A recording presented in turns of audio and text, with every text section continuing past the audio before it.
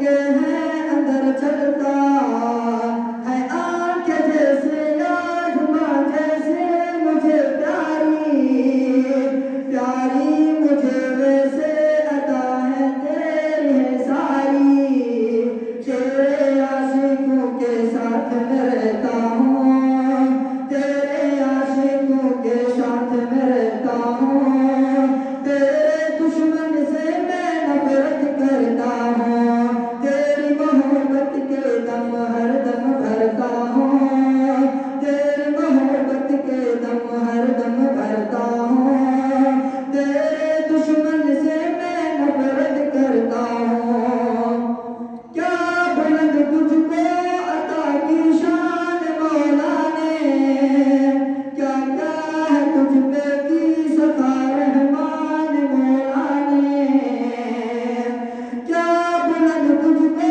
عطا کی شان مولا نے کیا کیا ہے تجھ پہ کی ستا رحمان مولا نے ہے نمازوں میں اذانوں میں تہجد میں ساتھ رکھا نام تیرا ہے تشہد میں تو تجھ پہ ہمارے درود تجھ پہ میں تو تجھ پہ پیارے درود کرتا ہوں تیرے دشمن سے میں نفرت کرتا ہوں تیری محبت کے دم ہر دم بھرتا ہوں تیرے دشمن سے میں نفرت کرتا ہوں رتبہ بنایا میرے رب نے تیرا کتنا سنت بنا دی چلنا سونا یا تیرا اٹھنا رتبہ بنایا میرے رب نے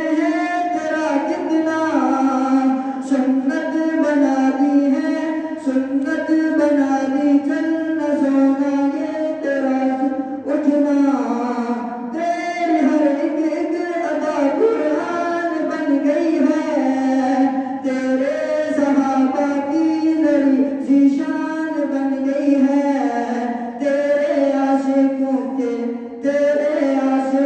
سے میں ہی بنتا ہوں تیرے دشمن سے میں نفرت کرتا ہوں تیری محبت کے دم ہر دم بھرتا ہوں تیرے دشمن سے میں نفرت کرتا ہوں دشمن کے مٹھی میں جو پتھر بال اٹھتے تھے یا تیری انگلی سے چشمے پھوٹ پڑتے ہیں تیری ثنا طاہر مکی لکھے نہیں طاقت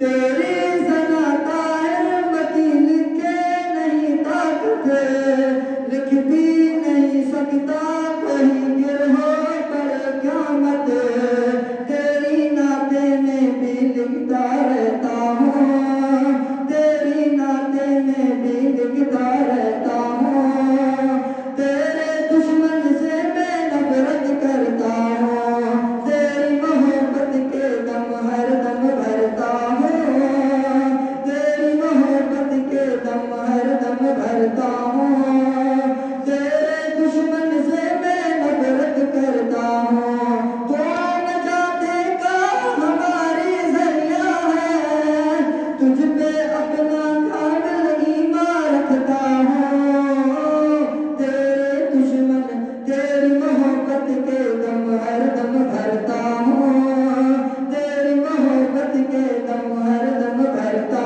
ہوں تیرے دشمن سے میں نفرت کرتا ہوں تیرے دشمن سے میں نفرت کرتا ہوں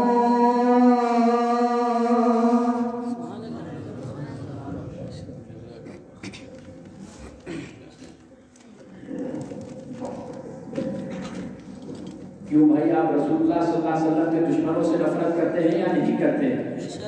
سب بولیں انشاءاللہ آپ 5 منٹ کے اندر تھکاوٹ ساری دور ہو جائے گی اور جم کر بیٹھ جائیں گے. رسول اللہ صلی اللہ علیہ وسلم کے دشمن فرانس ملعون ملک کی صورت کے شکل میں ہو, مرزائی قادیانیوں کی شکل میں ہو یا گوہر شاہیوں کی شکل میں ہو, یہ ہم مسلمانوں کا ایمان ہے کہ رسول اللہ صلی اللہ ہر مسلمان نفرت کرتا ہے. کرتے ہیں یا نہیں کرتے؟ یہ جی. اور میرے بھائیوں ختم نبوت کا کام کتنا اہم ہے. حضرت فاروق اعظم رضی اللہ تعالی عنہ کا خلافت کا زمانہ تھا. تو حضرت فاروق اعظم رضی اللہ تعالی عنہ کے دور میں کسی نے کہہ دیا کہ عمر ابو بکر سے نیکیوں میں بڑھ گئے. عمر ابو بکر سے نیکیوں میں بڑھ گئے ہیں.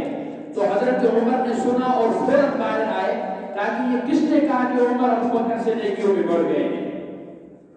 تو حضرت عمر نے فرمایا کہ میں کہتا ہوں میری ساری زندگی کی نمازیں، میری اولاد کی زندگی کی عبادتیں، ہر چیز ہر عبادت میں حضرت ابو بکر کو دینے کے لیے تیار ہوں. ابو بکر مجھے صرف ایک دن اور ایک رات والی نیکی مجھے دے. وہ ایک دن اور ایک رات والی نیکی کیا ہے اس پر انشاءاللہ العزیز حضرت تفصیلاً آپ کو بتائیں گے. اما عائشہ ایک دفعہ سو رہی تھی آپ علیہ السلام کے ساتھ، آسمان پر ستارے تھے. تو حضور علیہ السلام سے پوچھا یا رسول اللہ جتنے آسمان پر ستارے ہیں اتنی کسی کی نیکیاں ہیں؟ حضور علیہ السلام فرمانے لگے ہاں. حضرت عائشہ نے فرمایا کہ یا رسول اللہ کس کی؟ فرمایا کہ عمر کی ہے. حضور علیہ السلام سے حضرت عائشہ نے کہا یا رسول اللہ میرے ابا ابو بکر. کہا کہ عائشہ تیرے ابا ابو بکر کی ایک دن اور ایک رات والی نیکی کا مقابلہ عمر کی ساری زندگی کی عبادت یا نیکیاں نہیں کر سکتی. وہ ایک دن اور ایک رات کی نیکی کیا تھی؟ ذات نبوت کی حفاظت، ذات نبوت کی چوکیداری، ذات نبوت کا پہرا دینا. وہ جو مکے سے چلے تھے غار تک پہنچے تھے، پھر غار کی صفائی کر کے صدیق اکبر نے رسول اللہ کو اپنے کاندھوں پر بٹھا کر غار کی بلندی تک لے کر گئے تھے. اور وہاں پر جو سانپ آیا تھا، سانپ پہ ڈنگ مارا تھا، وہ ساری تفصیل اس میں موجود ہے.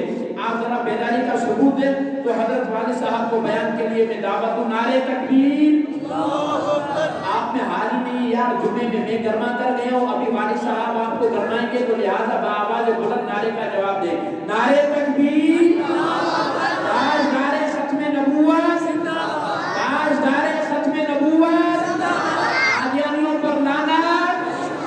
ذرا قادیانیوں پر لعنت زور سے ڈالیں. آج کل فیس بک پر معاملہ چل رہا ہے، لکھو قادیانیوں پر لعنت، آئی ڈی بند ہو رہی ہے، رپورٹ لگ رہی ہے، آئی ڈی بند لکھا ہوا ہے. آپ کی آئی ڈی 30 دن کے لیے بند کر دی گئی ہے. آپ نے فیس بک کی خلاف ورزی کی ہے. تو بآواز بلند قادیانیوں پر لعنت، قادیانیوں کے حامیوں پر لعنت.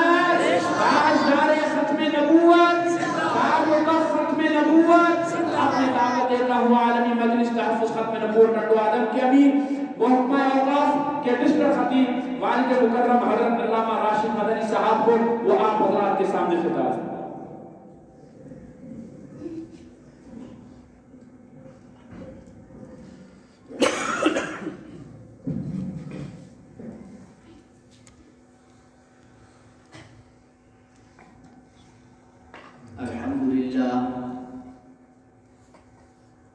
الحمدللہ نحمده ونستعینه ونستغفره ونؤمن به ونتوکل علیہ ونعوذ باللہ من شرور انفسنا ومن سیئات اعمالنا من يهده الله فلا مضل له ومن يضلله فلا هادي له ونشهد أن لا إله إلا الله وحده لا شريك له ونشهد أن سيدنا وسندنا وحبيبنا ونبينا ومولانا ومأوانا وملجانا محمدا عبده ورسوله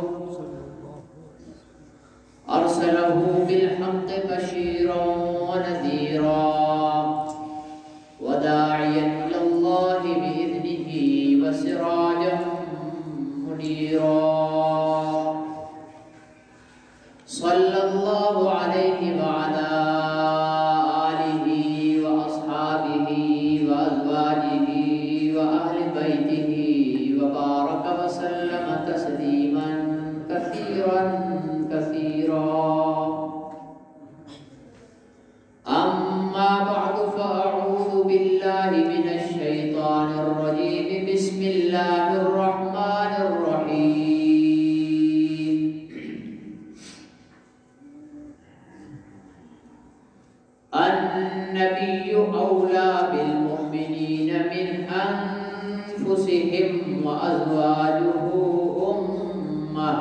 فاسألوهم.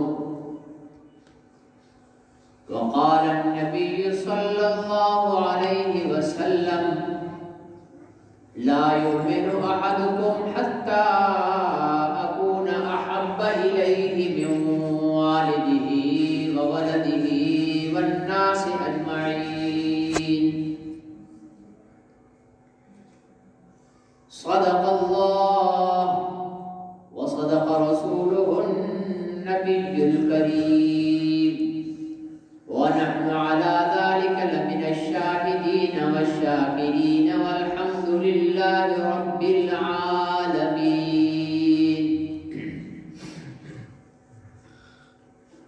تمام حضرات انتہائی عقیدت و محبت سے بآواز بلند درود پاک پڑھیں. اللهم صل على محمد وعلى آل محمد كما صليت على إبراهيم وعلى آل إبراهيم إنك حميد مجيد. اللهم بارك على محمد وعلى آل محمد كما باركت على إبراهيم وعلى آل إبراهيم إنك حميد مجيد.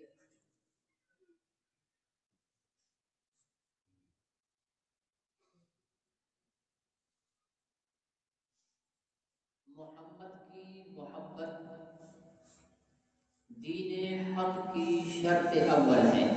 بے شک محمد کی محبت دین حق کی شرط اول ہے.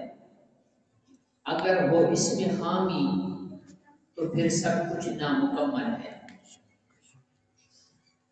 اگر جنت میں جانے کا ارادہ ہو تمامی کا، اگر جنت میں جانے کا ارادہ ہو تمامی کا، تو گلے میں تو ڈال لو محمد کی غلامی کا. حج اچھا، زکات اچھی، روزہ اچھا، نماز اچھی، لیکن میں باوجود اس کے مسلمان ہو نہیں سکتا. نہ جب تک کٹ کروں میں خواجہ بدخواہ کی عزت پر، خدا شاہد ہے کامل میرا ایمان ہو نہیں سکتا. انتہائی قابل احترام میرے بزرگوں، بھائیوں اور میرے بچوں، اگر خواتین تک یہ آواز جا رہی ہے تو میری ماں اور بہنوں بچیوں، آپ اور ہم حضور علیہ السلام کی ختم نبوت کی نسبت کے ساتھ یہاں جمع ہیں. اللہ تعالی سے دعا ہے کہ اللہ تعالی جب تک زندہ رکھے اسی نسبت کے ساتھ زندہ رکھے. جب اس دنیا سے رخصت ہو تو یہی نسبت لے کر رخصت ہو. کل قیامت کے دن جب اٹھیں تو میدان حشر میں اسی نسبت کے ساتھ اٹھیں، اور اسی نسبت کے صدقے اور طفیل میں جناب خاتم النبیین صلی اللہ علیہ وسلم کی شفاعت ہم سب کو نصیب ہو.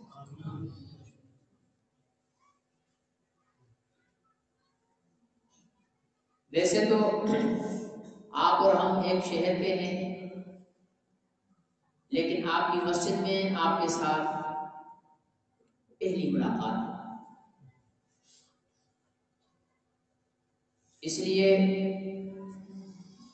تھوڑا ایک دوسرے کے مزاج کے ساتھ واقفیت ہو جائے.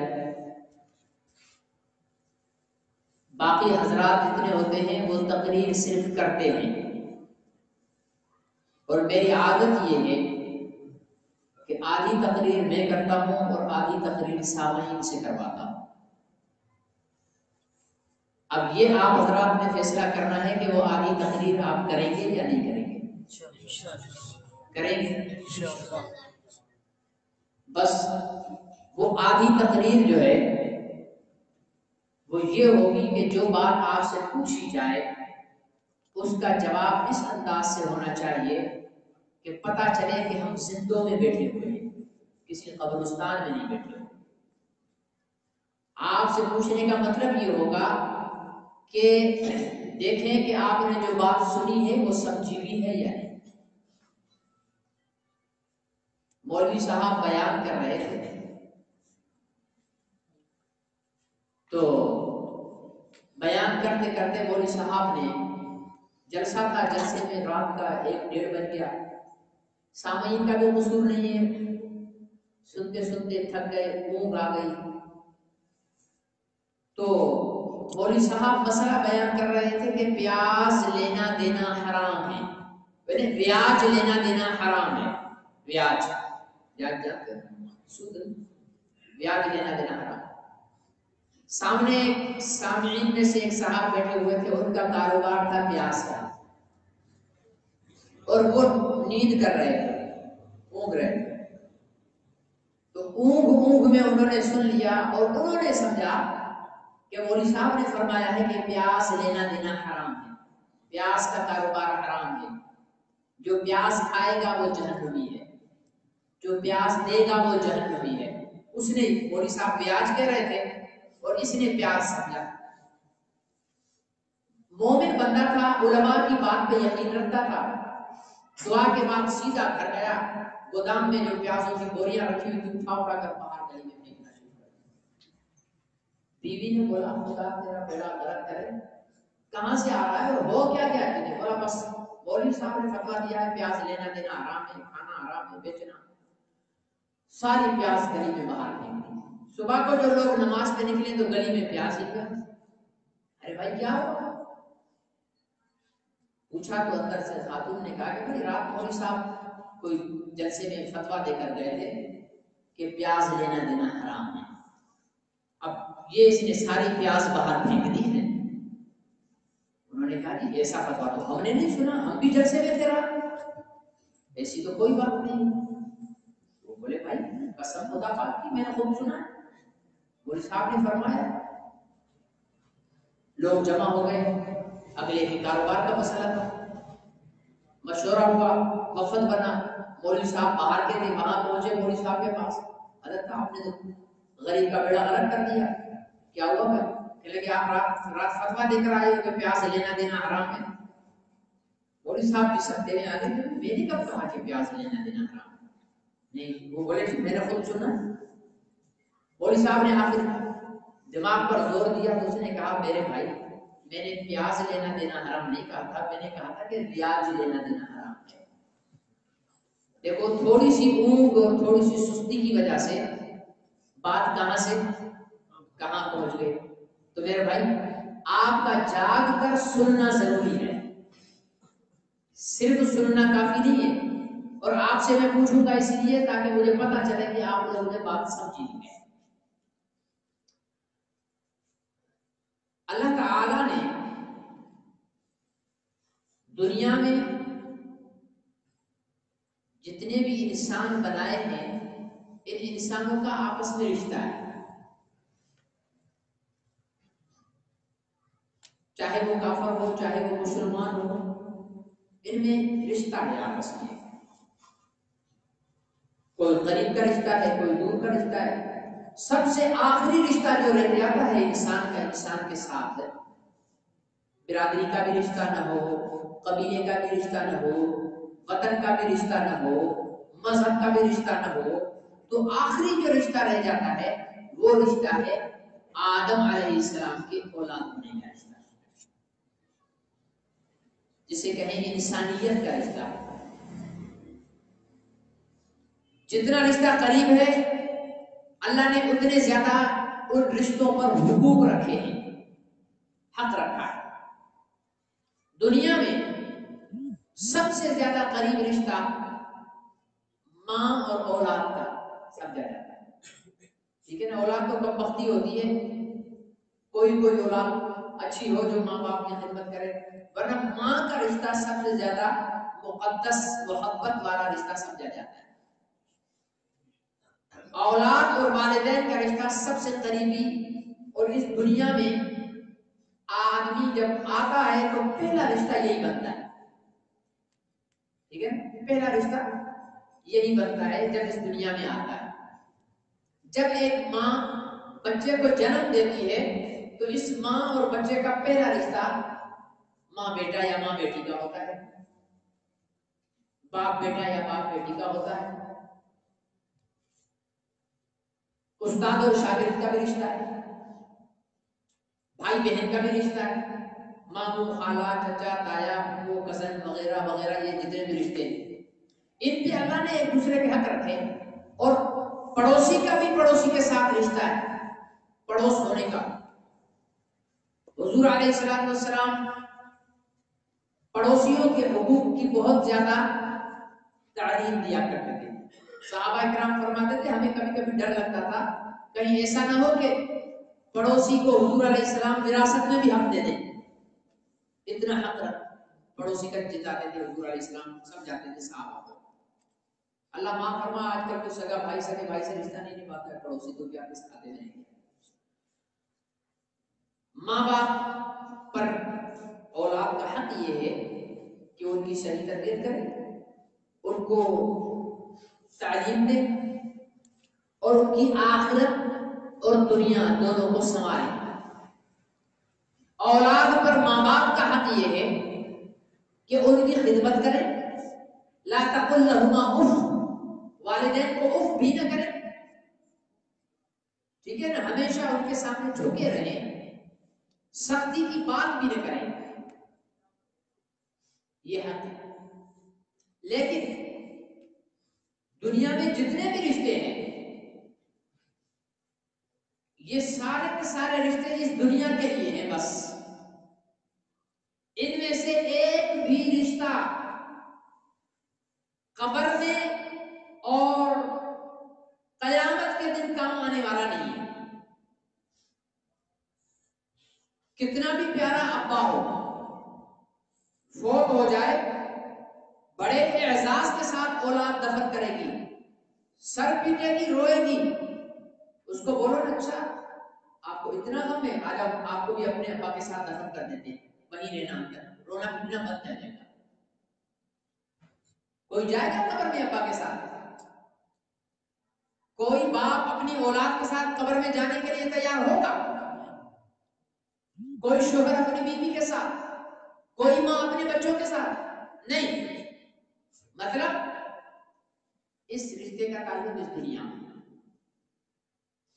قیامت میں تو قرآن میں اللہ تعالیٰ نے خود فرما دیا یوم یفر المرء من اخیہ و امہ و ابیہ و صاحبتہ و بنیہ، بھائی سے بھائی بھاگے گا، اولاد ماں سے ماں اولاد سے، میاں بیوی سے بیوی میاں سے، ایک دوسرے کے سائے سے بھی بھاگے گا۔ مطلب یہ رشتے یہی رہتے۔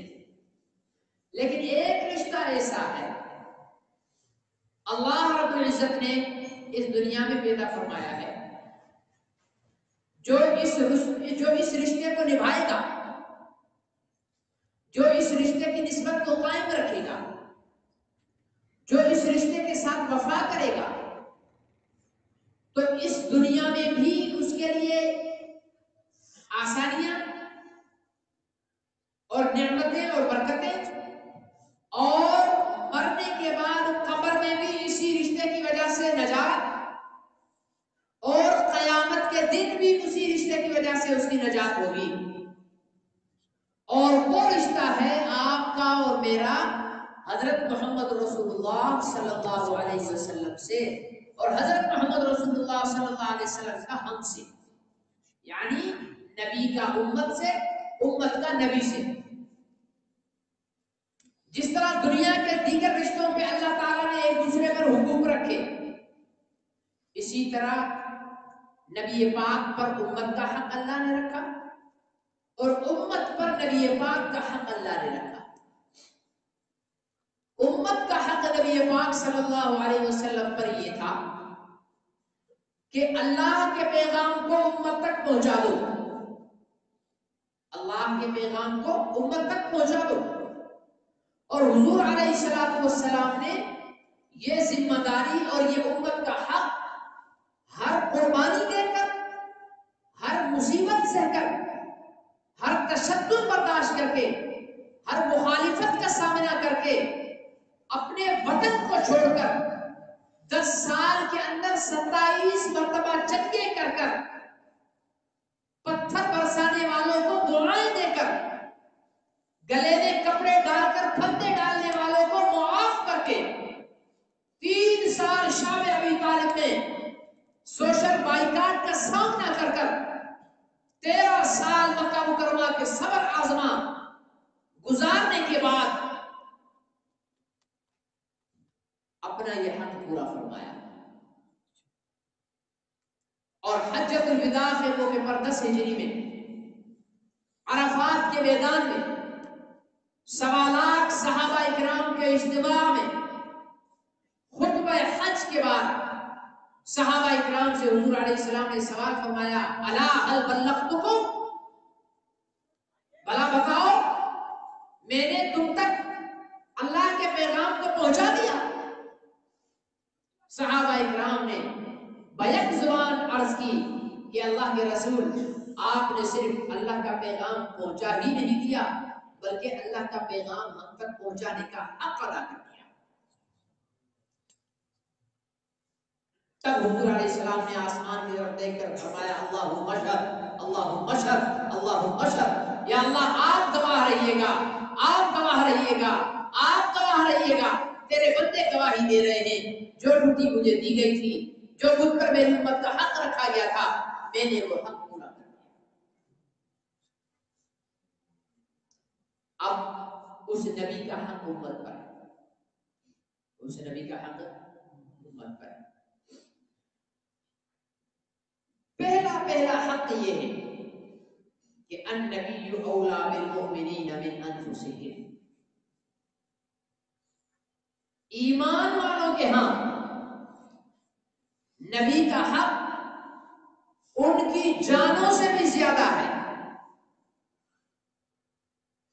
اس آیت کی تفسیر میں مفسرین نے لکھا ہے کہ ہر مسلمان کلمہ پڑھنے والا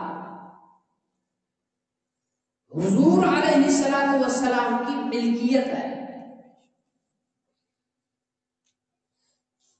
آپ اور میں، ہم سب حضور علیہ السلام کی ملکیت ہیں، پراپرٹی ہیں۔ کیوں؟ کہ ہر مالک کو اپنی ملکیت کے اندر تصرف کرنے کا حق ہے۔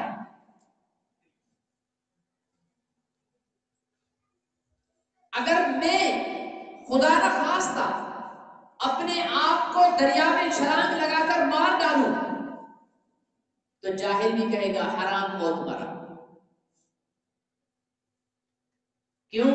اس لیے کہ یہ جان میری جان نہیں۔ اگر میں بندوق کی گولی لگا کر اپنے آپ کو مار ڈالوں تو جاہل سے جاہل بھی کہے گا حرام موت مرا، اس لیے کہ میری جان میری نہیں۔ لیکن اگر نبی پاک کسی سے کہہ دے کہ تو اس کنویں میں چھلانگ لگا کر مر جا تو اس پر چھلانگ لگا کر مر جانا فرض ہو جاتا ہے۔ اگر نبی پاک فرما دے کہ تم اس دریا میں چھلانگ لگاؤ تو اس کو چھلانگ لگا کر وہاں ڈوب کر مرنا فرض ہو جاتا ہے، کیونکہ وہ مالک ہیں اور مالک اپنی ملکیت میں تصرف کر سکتا ہے۔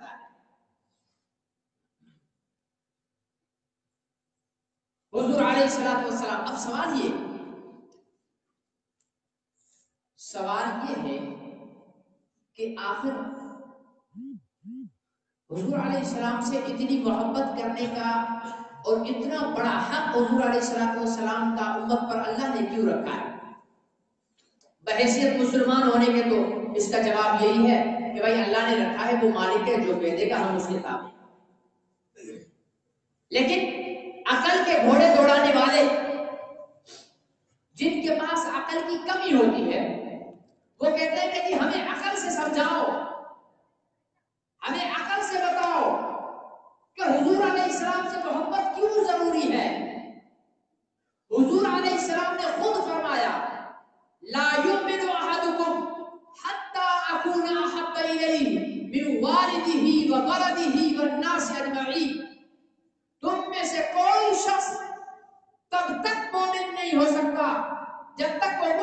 محبت کر لے. کتنی محبت؟ من والدہ، اپنے ماں باپ سے زیادہ، وولدہ، اپنی اولاد سے زیادہ، والناس اجمعین، اور دنیا کے ہر انسان سے زیادہ. جب تک وہ مجھ سے محبت نہیں کرتا تب تک مومن نہیں ہے. مطلب ایمان اٹک جائے گا اگر نبی سے محبت نہیں. تو سوال کرنے والا سوال کر سکتا ہے کہ بھئی کیوں؟ ایمان والے کا جواب ہے کہ اللہ کا حکم ہے. اللہ کا بھول گئے؟ میں نے پہلے وعدہ لیا تھا آپ سے. کس کا حکم؟ کس کا؟ اللہ کی شان کے مطابق نام لو. کس کا؟ اللہ کا حکم ہے. یہ تو ایمان والے کا جواب. لیکن اگر وہ اگلا سمجھنا چاہتا ہے دلیل سے، عقل کی دلیل سے، تو ہمارے پاس وہ بھی ہے. سمجھا دیتے ہیں. سمجھنا چاہتے ہو تو سمجھو. کسی بھی انسان سے جب بھی کوئی انسان کسی بھی انسان سے محبت کرے گا تو محبت کی وجوہات 4 ہوں گی.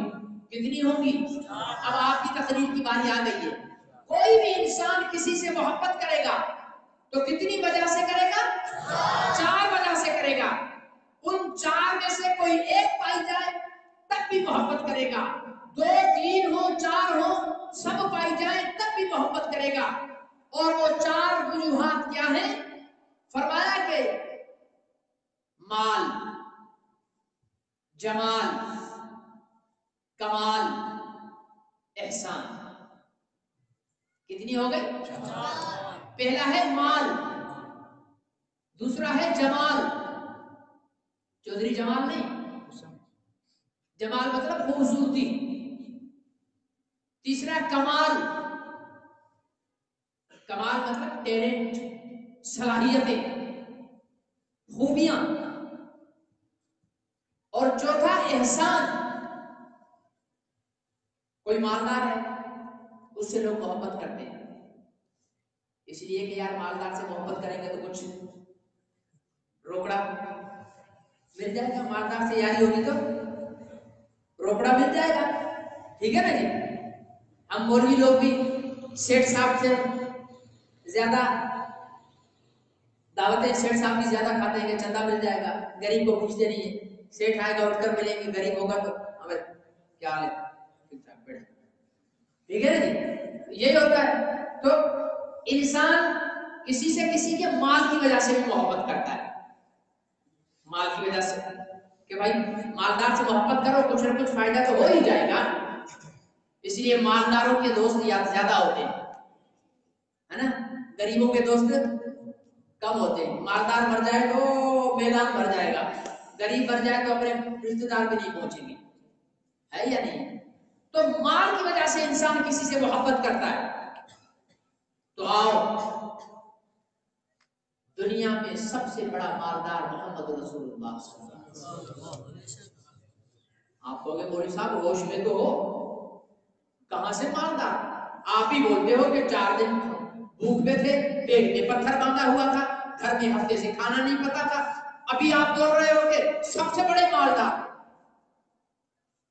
ہاں میں جانتا ہوں کہ محمد عربی وہ ہستی تھے جن کے گھر میں ہفتہ ہفتہ کھانا نہیں پکتا تھا. محمد عربی وہ ذات تھے جن کے پیٹ پر ایک صحابی آئے، آ کر کپڑا اٹھا کر دکھایا، یا رسول اللہ پیٹ پہ ایک پتھر بنا ہوا ہے. آپ نے اپنا کپڑا اٹھا کر دکھایا، میرے صحابی میرے پیٹ پہ 3 پتھر بنے ہوئے ہیں. محمد عربی وہ صحابی تھے جو اپنے چارپائی کی باہیں کے ساتھ اپنے پیٹ کو یوں لگا کر نیچے لٹک رہے ہیں. اما عائشہ پوچھتی ہے یا رسول اللہ کیوں ایسا کر رہے ہو؟ عائشہ ایک ہفتے سے پیٹ میں کچھ نہیں گیا، درد ہو رہا ہے، اس درد کو بھگا رہا ہوں. میں جانتا ہوں کہ حضور اکرم صلی اللہ علیہ وسلم اپنی ذات کے اعتبار سے غربت کو پسند کرتے تھے. لیکن ایک بات یہ یاد رکھ لیجئے کہ ایک کہاوت ہے، ایک قانون ہے، ایک اصول ہے کہ مالدار وہ نہیں ہوتا جس کے پاس مالوں کا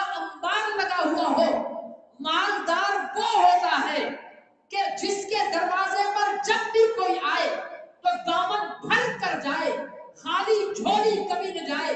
مالدار وہ ہوتا ہے، میں پوری دنیا کفر کو چیلنج کرتا ہوں، منافقین کو چیلنج کرتا ہوں۔ سیرت النبی کی کتابیں اٹھاؤ، تاریخ انسانیت کا مطالعہ کرو، محمد عربی صلی اللہ علیہ وسلم سے بڑا سخی دنیا میں مجھے دکھا دو، کوئی ایک واقعہ بتا دو۔ مورخین نے لکھا ہے کہ تاریخ انسانیت کے واحد انسان محمد عربی صلی اللہ علیہ وسلم تھے، جن کی زبان پر سائل کے لیے کبھی نا کا لفظ ہی نہیں آیا، نا کا لفظ بھی نہیں آیا۔ کسی نے کہا محمد عربی غریب تھے؟ سب کہو صلی اللہ علیہ وسلم۔ حضور علیہ السلام کو اللہ تعالی نے آفر دی۔ کیا آفر دی؟ فرمایا کہ میرے محبوب اگر آپ چاہیں تو احد پہاڑ کو سونا بنا دیتا ہوں اور حکم کر دیتا ہوں جہاں آپ چلیں گے پہاڑ آپ کے ساتھ ہوگا، جس کو دینا ہو توڑ کر پکڑا۔ احد پہاڑ مدینہ منورہ کا سب سے بڑا پہاڑ، آفر احد پہاڑ سونا بنا دیتا ہوں۔ حضور علیہ السلام نے فرمایا نہیں، مجھے دنیا نہیں چاہیے، لیکن وہ ایسے مالدار تھے کہ اپنے گھر میں کچھ نہ ہو لیکن آنے والا خالی کبھی نہیں گیا۔ وہ ایسے مالدار تھے، ایک موقع پر ایک سائل آیا حضور علیہ السلام کے پاس کہ مجھے عطا کریں۔ حضور علیہ السلام نے اپنے صحابی کو گھر بھیجا، سب گھروں سے پتہ چلا کہ کہیں 2 دن، کہیں 4 دن، کہیں 6 دن، کہیں ہفتہ کچھ بھی نہیں جلا، چولہا ہی نہیں جلا، کچھ ہے ہی نہیں۔ حضور علیہ السلام کو آ کر بتایا کہ کچھ بھی نہیں ہے۔ حضور علیہ السلام نے اس شخص سے کہا فلانی دکان پہ جاؤ فلانے کے پاس اور اس سے جا کر اپنی ضرورت کی چیزیں لے لو اور میرے نام سے کہہ دو کہ میں چکا دوں گا، میں چکا دوں گا۔ اچھا یہ بات ہو رہی تھی، اس مجلس میں حضرت عمر بھی تھے رضی اللہ تعالی عنہ اور حضرت ابو بکر بھی تھے رضی اللہ تعالی عنہ، یہ دونوں حضرات بیٹھے ہوئے تھے۔ حضرت عمر رضی اللہ تعالی عنہ کو غصہ آ گیا، کس بات پر؟ میرے سائیں کے پاس جب نہیں ہوتا تو لوگ کیوں مانگنے آتے ہیں؟ جب ان کے اپنے گھر میں نہیں کھانے کو تو کیوں مانگنے کے لیے آ جاتے ہیں؟ تو کھڑے ہو گئے، یا رسول اللہ ایک چیز عرض کر دوں، آپ کو اللہ نے مجبور تو نہیں کیا ہے کہ نہ ہو تب بھی لوگوں کو قرض اٹھا کر دو، ہے تو دے دے، نہیں ہے تو نہ دے۔ حضور علیہ السلام نے حضرت عمر کی یہ بات سنی تو آپ کو ناگوار گزرے اور حضور علیہ السلام کا چہرہ ناگواری کی وجہ سے سرخ ہو گیا کہ مجھے کیوں کہا گیا ہے کہ نہ دوں، مجھے کیوں کہا ہے کہ نہ دوں۔ حضرت ابو بکر صدیق رضی اللہ تعالیٰ عنہ سامنے بیٹھے تھے، وہ مزاج شناس نبوی تھے، انہوں نے عرض کی یا رسول اللہ آپ دل کیوں چھوٹا کرتے ہیں؟ آپ کے پاس ہو تب بھی دو، نہ ہو تب بھی دو، آپ کے رب کے سارے خزانے آپ ہی کے لیے تو ہیں، دیا کریں اور دل کھول کے دیا کریں۔ جب حضرت ابو بکر کی یہ بات سنی تو صحابہ کہتے ہیں حضور علیہ السلام کا چہرہ خوشی سے ایسے چمک رہا تھا جیسے چودھری کا چاند چمک رہا۔ یہ دنیا کا وہ سخی ہے، یہ دنیا کا وہ سخی ہے کہ ایک غلام گھر میں خوش نہ ہونے پر شکایت کر رہا ہے کہ نہ دے تو اس کے نہ دینے کی شکایت ناگوار گزرتی ہے، اور دوسرا غلام کہتا ہے دے تو اس پر خوش ہوتا ہے۔ تاریخ انسانیت میں ایسا سخی لے کر آ جاؤ، پھر اس سے محبت کرو، اور اگر ایسا سخی نہیں ملتا اور ایسا در نہیں ملتا کہ جس در سے کبھی کوئی خالی نہ گیا ہو سائل، تو پھر سب سے پہلے حق ہمارا محمد عربی صلی اللہ علیہ وسلم سے ہی محبت بنتا ہے۔ مال ہو گیا،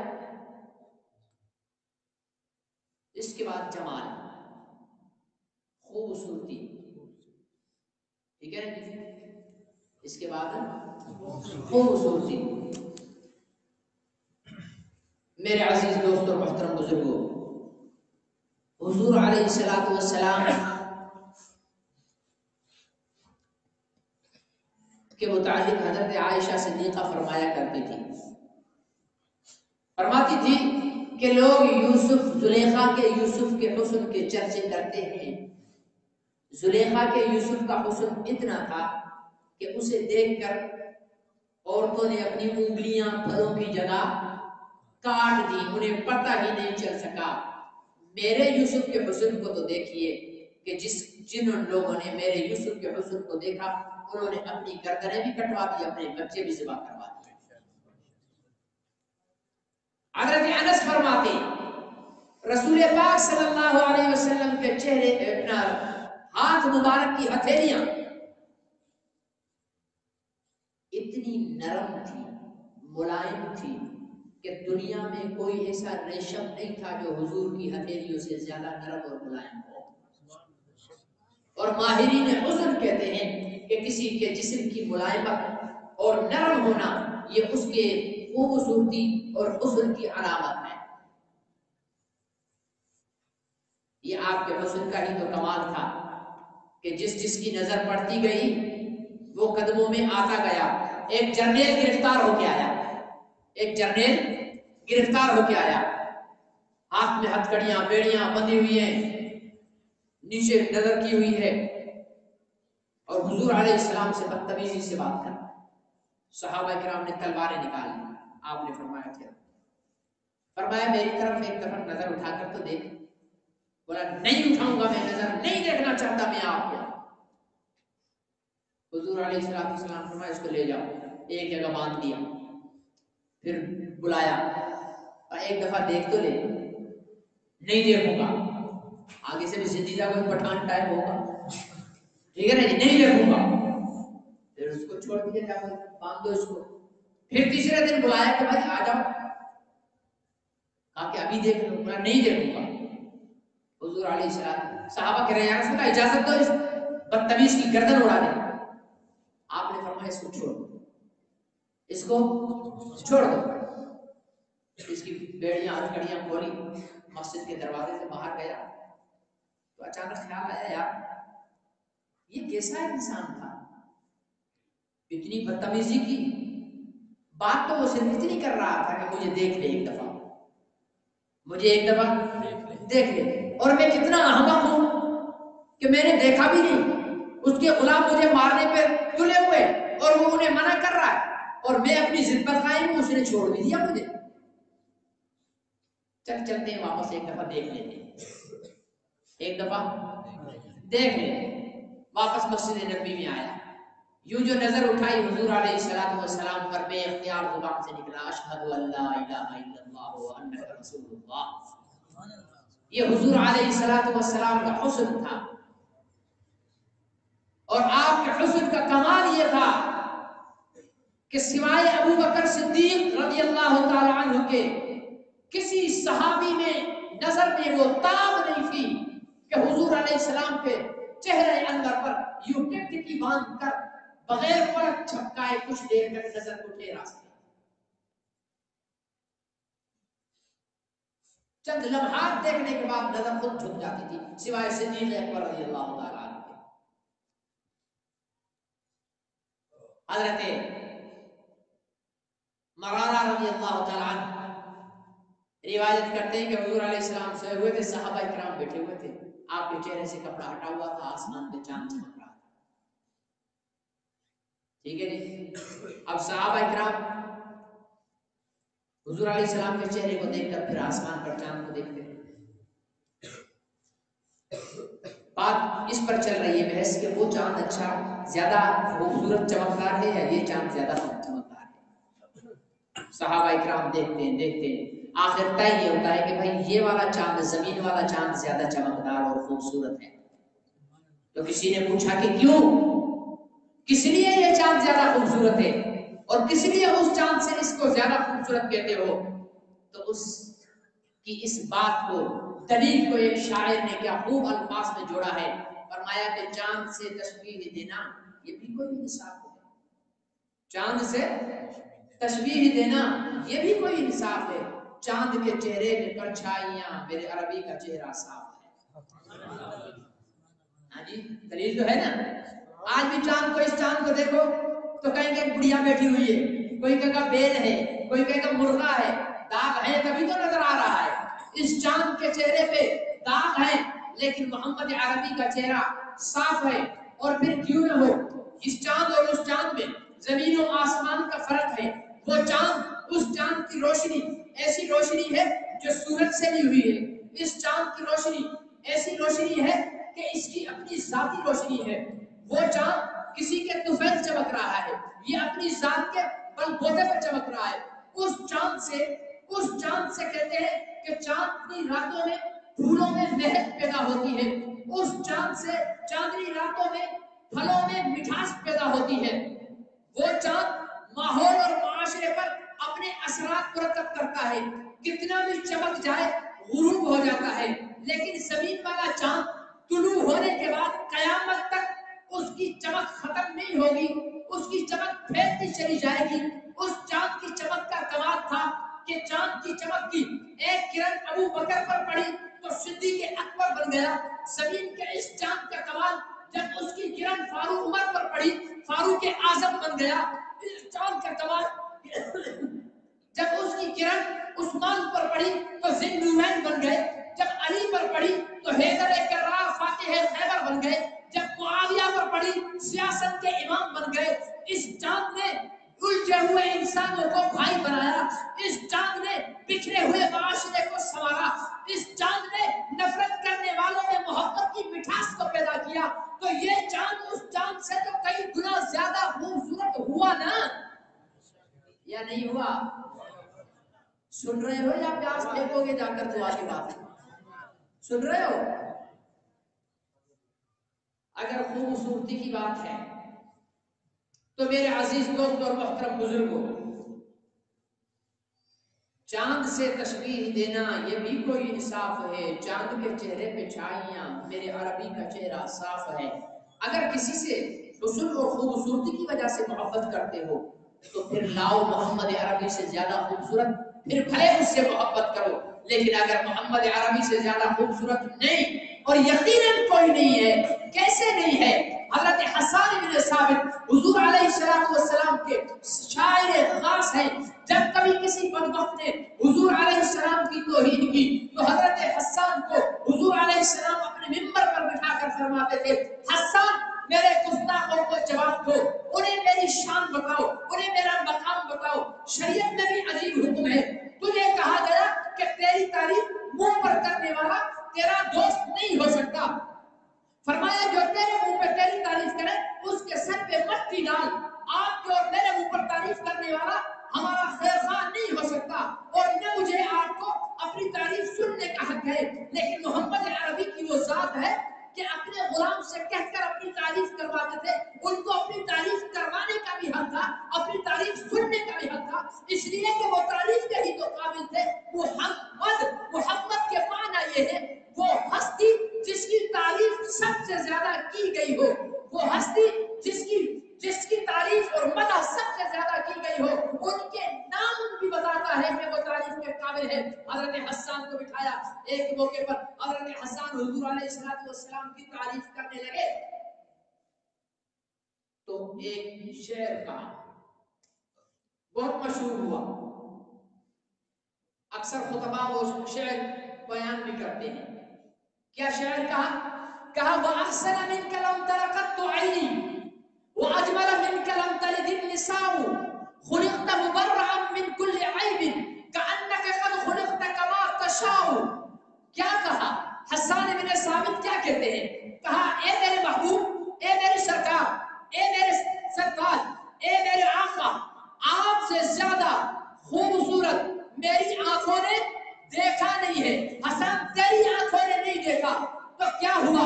تو نے ساری دنیا کو نہیں دیکھی ہے نا، تیری آنکھوں نے نہیں دیکھا تو کیا ہوا؟ تو فرمایا وَأَجْمَلَ مِنْكَ لَمْ تَلِدِ النِّسَاءُ۔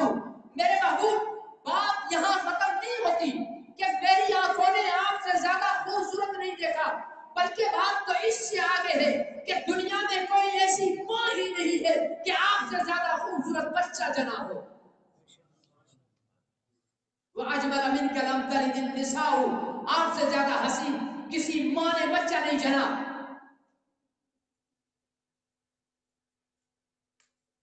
وَأَجْمَلَ مِنْكَ لَمْ تَلِدِ النِّسَاءُ خُلِقْتَ مُبَرَّأً مِنْ كُلِّ عَيْبٍ. میرے محبوب آپ کو اللہ نے ہر عیب سے پاک پیدا کیا ہے، ہر عیب سے. اب آپ کے بولنے کی ہے، جھوٹ بولنا عیب، نبی جھوٹ سے. زنا عیب، نبی زنا سے. غیبت عیب، نبی غیبت سے. حرام کھانا عیب، نبی حرام کھانے سے. جو عیب ہے وہ نبی میں نہیں ہے، اور جو نبی میں ہے وہ عیب نہیں ہے. آگے فرمایا کأنک قد خلقت کما تشاء. حضرت حسان نے کمال کر دیا تعریف میں. آج میں اور آپ اپنی شکل کو آئینے میں دیکھتے ہیں تو ہمیں اپنی شکل میں بہت ساری چیزیں ایسی نظر آتی ہیں کہ ہم کہتے ہیں کہ یہ ایسا ہوتا تو میرے جیسا 1.5 پسلی والا آئینے کے سامنے کھڑا ہو تو خود کہے گا یار تھوڑا تو موٹا ہوتا کہ لوگ مولوی تو مان لیتے. اتنا دبلا پتلا کہ کوئی مولوی ماننے کے لیے تیار نہیں ہوتا. اور کوئی پہلوان لمبا ترنگا موٹا چھوٹا ہو تو وہ کہے گا کہ یار تھوڑا سا تو پتلا ہونا چاہیے تھا، بہت زیادہ موٹا ہو گیا. کوئی ٹھگنا ہوگا وہ کہے گا تھوڑا لمبا ہونا چاہیے تھا. کوئی کالا ہوگا وہ کہے گا تھوڑی رنگت نکلی ہوئی ہونی چاہیے تھی. کوئی چونے جیسا سفید ہوگا وہ کہے گا اتنی سفیدی بھی نہیں ہونی چاہیے تھی. کسی کی آنکھیں چھوٹی ہوں گی وہ کہے گا آنکھیں بڑی ہونی چاہیے تھی. کسی کے ہونٹ موٹے ہوں گے وہ کہے گا ہونٹ چھوٹے ہونے چاہیے تھے. کسی کی ناک چپٹی ہوگی وہ کہے گا اٹھی ہوئی ہونی چاہیے تھی. کسی کی چھاتی چھوٹی ہوگی وہ کہے گا چھاتی چوڑی ہونی چاہیے تھی. لیکن اب ہو نہیں سکتی، اب نہیں ہو سکتی کیونکہ مالک نے بنا دیا. آخر میں کیا کہا جائے گا؟ بھائی جیسا مالک نے بنایا. صحیح ہے نا؟ بھائی مالک نے جیسا بنایا ویسا. لیکن آؤ آپ کو اور مجھے میرے رب نے اپنی مرضی سے بنایا، رب کی مرضی سے بنایا، اس نے اپنی مرضی سے بنایا. لیکن میرے محبوب سرکار دو عالم رحمت للعالمین حضرت محمد مصطفیٰ احمد مصطفیٰ خاتم الانبیاء سب کہہ دو صلی اللہ علیہ وسلم، ان کی پیدائش، ان کی تخلیق اللہ تعالیٰ نے کیسے فرمائی؟ حضرت حسان فرماتے ہیں کأنک قد خلقت کما تشاء. میرے محبوب آپ کے کمالات کو دیکھتا ہوں، آپ کی خوبیوں کو دیکھتا ہوں، آپ کی چمکتی آنکھوں کو دیکھتا ہوں، آپ کی کالی زلفوں کو دیکھتا ہوں، آپ کے چاند چہرے کو دیکھتا ہوں، آپ کے اڑتے قد کو دیکھتا ہوں، آپ کی چھاتی چوڑی کو دیکھتا ہوں، آپ کی نرم ہتھیلیوں کو دیکھتا ہوں، آپ کے موتیوں جیسے دانتوں کو دیکھتا ہوں، آپ کی زبان پھول نکلتی ہوئی زبان کو دیکھتا ہوں. تو محسوس ایسا ہوتا ہے کہ اللہ تعالیٰ نے آپ کو آپ کی مرضی کے مطابق بنایا ہے. اللہ نے آپ کو آپ کی مرضی کے مطابق بنایا ہے. تب ایک وجدان، ایک میرا کیفیت کہتی ہے کہ گویا کہ روح محمد کو اللہ تعالیٰ نے اپنے پاس بٹھا کر جب جس جسد محمد بنانا چاہا تو روح محمد کو اپنے پاس بٹھا لیا اور اللہ پوچھتے گئے میرے محبوب تیرے قدم بنانے لگا ہوں، بتا کیسے قدم ہونے چاہیے؟ تو محبوب نے کہا میرے اللہ قدم میرے ایسے ہو کہ جس شہر میں رکھ دوں تو قسم اٹھا لے لا اقسم بہذا البلد، تیرے شہر کی قسم ہو. میرے محبوب بتا میری آنکھیں کیسی، تیری آنکھیں کیسی ہونی چاہیے؟ یا اللہ میری آنکھیں ایسی ہوں تو محبت سے جس کی طرف اٹھا کر دیکھوں وہ میرا بن جائے. میرے محبوب بتا تیرے ہاتھ کیسے ہونے چاہیے؟ یا اللہ ہاتھ میرے ایسے بنانا کہ میں جب جہاد کے لیے نکلوں لشکر میں پانی ختم ہو جائے تو میں اپنے ہاتھ کی انگلیوں کو پیالے میں ڈال دوں تو پانی کے چشمے پھوٹنے لگ جائے. یا اللہ میرے ہاتھ کو ایسے بنانا ایک بچے کے سر پر پھیر دوں، بچہ بوڑھا ہو جائے، اس کی چہرے کی جھریاں پڑ جائے لیکن اس کے سر کے بعد میرے ہاتھوں کی وجہ سے کالے کے کالے رہ جائے. میرے ہاتھ تو ایسے ہو کہ میری بیٹی آٹا گوندھ کر تنور میں روٹیاں ڈال دی جائے اور ایک روٹی میں بھی تنور میں ڈال دوں، میری بیٹی کی روٹیاں پک جائے، میری روٹی کچی کی کچی رہ جائے کہ جس جگہ میرا ہاتھ لگے آگ اس پر حرام ہو جائے. میرے محبوب بتا تیرا منہ کیسا ہونا چاہیے، دہن کیسا ہونا چاہیے؟ یا اللہ میرا دہن تو ایسا ہو کہ کلی پانی کی بھر کر کڑوے کنویں میں ڈال دوں تو قیامت تک کے لیے وہ پانی میٹھا ہو جائے. میرا ہاتھ ایسا ہو کہ ہجرت کے سفر میں جب ہمیں دودھ کی ضرورت پڑے تو ایک بستی کی خاتون بڑھیا کے बुढ़िया के बकरियों पर जाएं और उनमें दूध न हो तो उनसे दूध जब मेरा यार अबू बकर मांगे दूध न हो तो मैं उसके थनों पे हाथ रख दूं तो दूध भर जाए।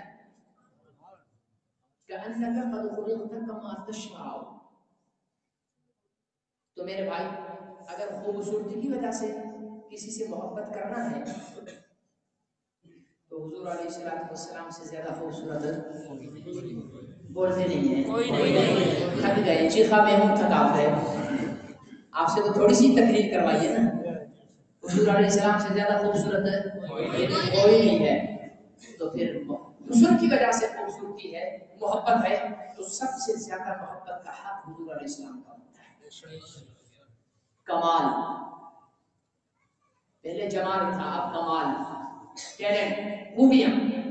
तो मेरे भाई हुजूर अलैहिस्सलाम की खूबियां इतनी हैं कि एक शायर ने हुजूर अलैहिस्सलाम की खूबियों को बयान किया और 40,000 अशआर लिखे। कितने? 40,000 अशआर। गिनना भी शुरू कर दो तो 40,000 की गिनती में भी काफी वक्त लग जाएगा ना, लग जाएगा। सिर्फ गिनते जाओ 1 2 3 4 5 6 यूं गिनते जाओ तो 40,000 गिनने में भी वक्त लगता है।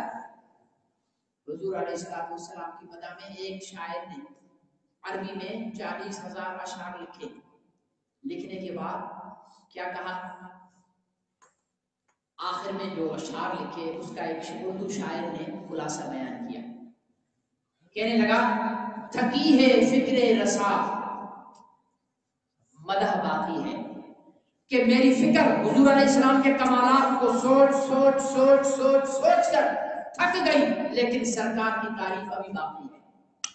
थकी है फिक्रे रसा मदह बाकी है, कलम है आंवला पा, कलम लिखते आंवला पा कहते हैं कोई इंसान चलते चलते पैरों में छाले पड़ जाए ना, कहा कि मैंने कलम को इतना चलाया है कि मेरी कलम में छाले पड़ गए, मोहम्मद की तारीफ अभी बाकी है। वरक तमाम हुआ मदह बाकी है, मेरे पास जितने वरक थे वो भी खत्म हो गए, लेकिन मोहम्मद की तारीफ अब बाकी है। और कयामत तक हुजूर अलैहिस्सलाम की मदह सरा बाकी रहेगी। और कैसे बाकी न रहे, अल्लाह ताला ने खुद कुरान में हुजूर अलैहिस्सलाम को वाज़ेह तौर पर बता दिया, वरफ़अना लका ज़िक्रक, मेरे महबूब हमने आपके जिक्र को आपके लिए बुलंद कर दिया है। बुलंद कर देने के दो तरीके होते हैं, एक उठाया यहाँ से यहाँ पे रख दिया और छोड़ दिया, अब ये यहीं पर रह गया। लेकिन हुजूर अलैहिस्सलाम का जो जिक्र है वो यूं नहीं है कि एक जगह से उठाकर और एक मकाम पे रख दिया। हुजूर अलैहिस्सलाम का बुलंद मुतहर्रिक है, आपका मकाम और मर्तबा मुतहर्रिक है, आपकी शान मुतहर्रिक है। रफा में ऊपर बुलंदी बुलंदी बुलंदी तक होती चली जा रही है। आप सल्लल्लाहु अलैहि वसल्लम का जिक्र आलम अरवा से शुरू हुआ, वहां बुलंद था। आप सल्लल्लाहु अलैहि वसल्लम इस दुनिया में आए तो आपका बचपने में जिक्र बुलंद था, बचपने से ज्यादा आपके लड़कपने में जिक्र बुलंद हुआ, लड़कपने से ज्यादा आपकी जवानी में जिक्र बुलंद हुआ, जवानी से ज्यादा ढलती उम्र में जिक्र बुलंद हुआ, ढलती उम्र से ज्यादा बुढ़ापे में जिक्र बुलंद हुआ, बुढ़ापे से ज्यादा आपके रोज़े अतहर में जाने के बाद जिक्र बुलंद हुआ। और हर साल गिनते चले जाओ, हर सदी गिनते चले जाओ, आज 1442 साल गुजर गए हैं। मोहम्मद अरबी पर कलमा पढ़ने वालों की तादाद बढ़ती चली जा रही है, मसाजिद बनती चली जा रही है, इबादत गाहें बनती चली जा रही है। जहां पर भी 4 मुसलमान रहते हैं वहां मस्जिदें मौजूद है। आओ मैं आपको बताऊं, खुदा ताला ने मोहम्मद अरबी का जिक्र कितना बुलंद कर दिया है। अल्लाह ताला ने अपने नाम के साथ मोहम्मद अरबी के नाम को ऐसा जोड़ दिया है कि जहां पर खुदा का नाम हो, मोहम्मद का नाम न हो तो वो नाम अधूरा महसूस होता है। अल्लाह ताला ने अज़ान में अपने जिक्र को रखा तो साथ मोहम्मद के जिक्र को रखा, इकामत में अपने जिक्र को रखा, साथ मोहम्मद के जिक्र को रखा, और नमाज में अपने जिक्र को रखा तो मोहम्मद के जिक्र को रखा, निकाह में अपने जिक्र को रखा तो मोहम्मद के जिक्र को रखा, खुतबे में अपने जिक्र को रखा तो मोहम्मद के जिक्र को रखा। अगर अल्लाह ने कुरान में अपनी तौहीद को बयान किया तो मोहम्मद अरबी की खत्मे नबूवत को बयान किया। अल्लाह ताला ने दुनिया वालों को बता दिया कि मेरे महबूब का जिक्र इतना बुलंद कर दिया है कि जहां तक मेरी نہیں بلندی ہے وہاں تک مصطفیٰ کی بلندی ہے. اور کیسا بلند کیا؟ ایسا بلند کیا پوری روئے زمین، پوری کرۂ ارض، اس میں یکساں ٹائم نہیں ہے، یکساں ٹائم. ابھی یہاں پر 9:45 ہو رہے ہیں، کسی جگہ 9:45 ہو رہے ہیں، کسی جگہ 11:15 ہو رہے ہیں، کسی کی جگہ 7:45 ہو رہے ہیں، کہیں 7:45 ہو رہے ہیں، کہیں 6:45 ہو رہے ہیں. اس وقت جب ہم عشاء پڑھ کر بیٹھے ہیں، کہیں عشاء کی اذانیں ہو رہی ہیں، کہیں عشاء کی نماز چل رہی ہے، کہیں عصر کی اذان ہو رہی ہے، کہیں عصر کی نماز چل رہی ہے، کہیں ظہر کی اذان ہو رہی ہے، کہیں ظہر کی نماز چل رہی ہے، کہیں فجر کی اذان ہو رہی ہے، کہیں فجر کی نماز چل رہی ہے. مطلب یہ ہے کہ عالمی ماہرین اس بات کو جان چکے ہیں کہ روئے زمین میں ایک لمحہ ایسا نہیں ہے جب اذان خطے میں نہ ہو رہی ہو، اور جب اذان خطے میں ہو رہی ہوتی ہے تو جب مؤذن کہتا ہے اشہد ان لا الہ الا اللہ، تو اس کے ساتھ مؤذن یہ بھی کہتا ہے اشہد ان محمد رسول اللہ. تو مطلب کیا ہوا؟ مطلب یہ ہوا کہ روئے زمین میں کوئی لمحہ ایسا نہیں ہے جب محمد عربی کی رسالت کا ڈنکا نہ بجتا ہو. ورفعنا لك ذکرک. بات کمالات کی چل رہی تھی. حضور علیہ السلام کے کمالات اتنے ہیں کہ بیان کرنے والوں کی زندگیاں ختم ہو گئی، آپ کے کمالات ختم نہیں ہو گئے، آپ کی خوبیاں ختم. ایک شخص آئی، رکانہ پہلوان تھا، گئے ابھی نہیں، آہستہ بول رہے، بولنے جان چھوڑے تو سمجھے ہے نا. مقصد کی بات تو میں نے ابھی کی نہیں ہے. رکانہ پہلوان مکے کا بڑا طاقتور پہلوان، کہتے ہیں کہ اونٹ کی کھال کے اوپر یوں پیر رکھ دیتا تھا، ایسے صرف پیر رکھ دیتا تھا تو 10 آدمی مل کر اس کے نیچے سے پیر سے وہ کھال نکال نہیں سکتے تھے. حضور علیہ السلام کے پاس آئے، کہ لگا ہے محمد سب کہو صلی اللہ علیہ وسلم، اگر آپ اللہ کے سچے رسول ہو میرے سے کشتی کرو، مجھے ہرا دو، میں کلمہ پڑھوں. حضور علیہ السلام نے فرمایا ویسے کشتی میرا فن نہیں ہے. میرے سے آ کر نا کوئی کہے کہ مولوی صاحب پنجہ لڑاؤ، بنتی ہے بات؟ میں تو ویسے ہی بولوں بھائی میں نیچے ہوں، پنجہ میرے کیا لڑانا ہے، میں پنجے کی جگہ خود ہی نیچے ہو جاتا ہوں. تو یہ ہمارا فن نہیں ہے پنجہ لڑانا، کشتی کرنا، ٹھیک ہے نا، کیونکہ نبی کشتیاں کرنے نہیں آتے. ہاں نبی الگ محنت کے لیے آتے ہیں، لیکن نبی ہوتا صاحب کمال ہے. بجلی آ گئی ہے تو یار پکا چلا دو، نبی ہوتا صاحب کمال ہے. حضور نے فرمایا کشتی کرنا میرا فن نہیں، لیکن تیرے سے کشتی صرف اس لیے کروں گا تو شاید کلمہ پڑھ لے، تو شاید کلمہ پڑھ لے. اس نے کہا ٹھیک ہے مجھے پچھاڑ دو، میں کلمہ پڑھوں گا. آپ نے اس کو پکڑا، نیچے پھینک دیا. وہ ابھی سکتے میں تھا، یہ ہوا کیا ہے، یہ ہوا کیا ہے. کپڑے جھاڑ کر واپس کھڑا ہوا، کہنے لگا یہ میں سنبھلا نہیں تھا، ایک اور چانس مجھے دے. آپ نے فرمایا سنبھل دو. دوسری دفعہ پہلے سے بھی زیادہ آسانی سے نیچے گرا دیا. پھر کپڑے جھاڑ کر اٹھ کر، لگتا ہے آپ کو آتا ہے لیکن ایک چانس ہو.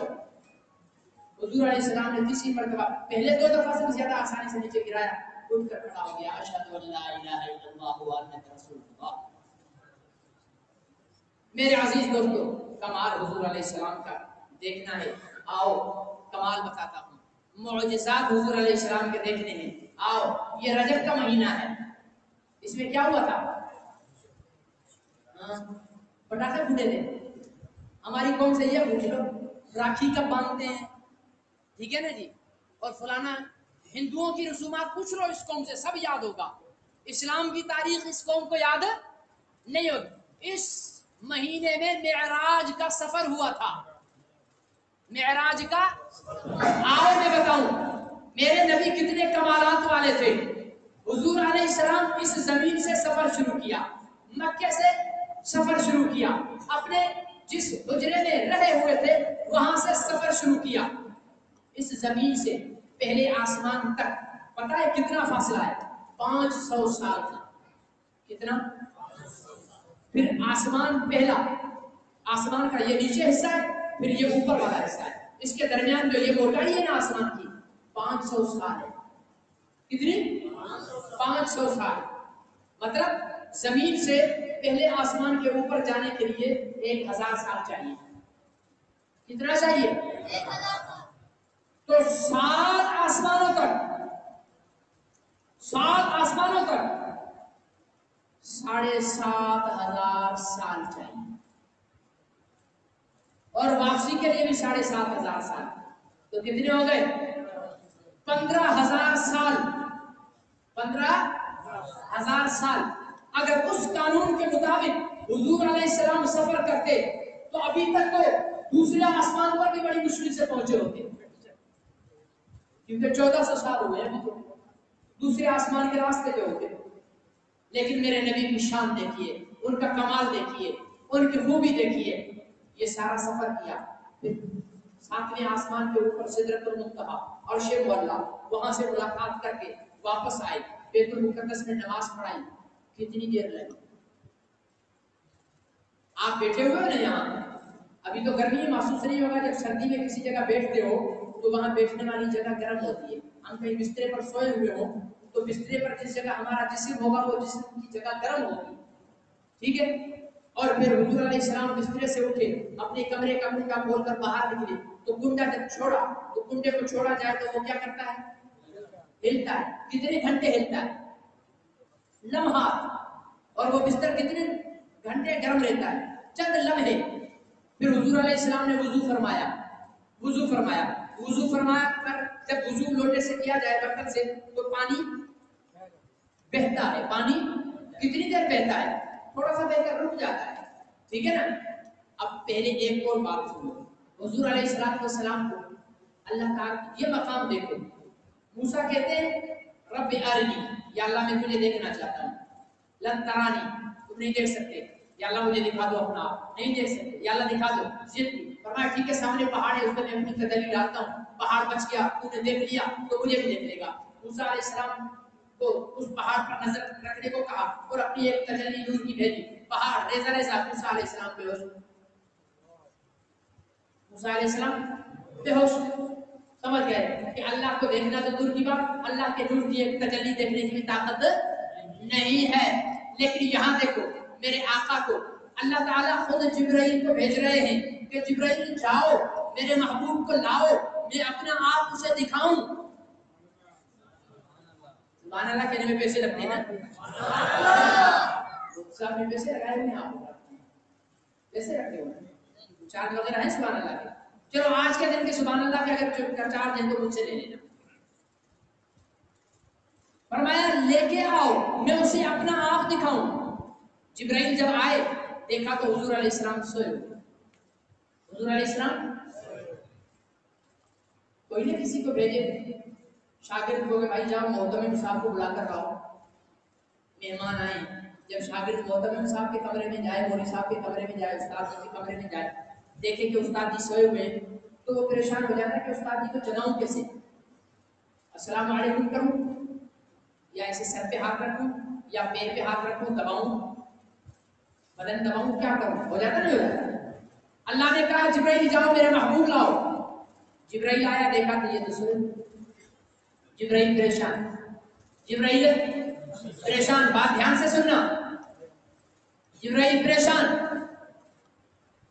اور بات پوری سننے کے بعد سبحان اللہ نہیں کہا نا تو سارا ٹیکس آپ سے بھرواؤں گا.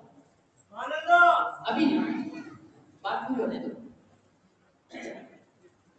جبرائیل نے دیکھا پریشان.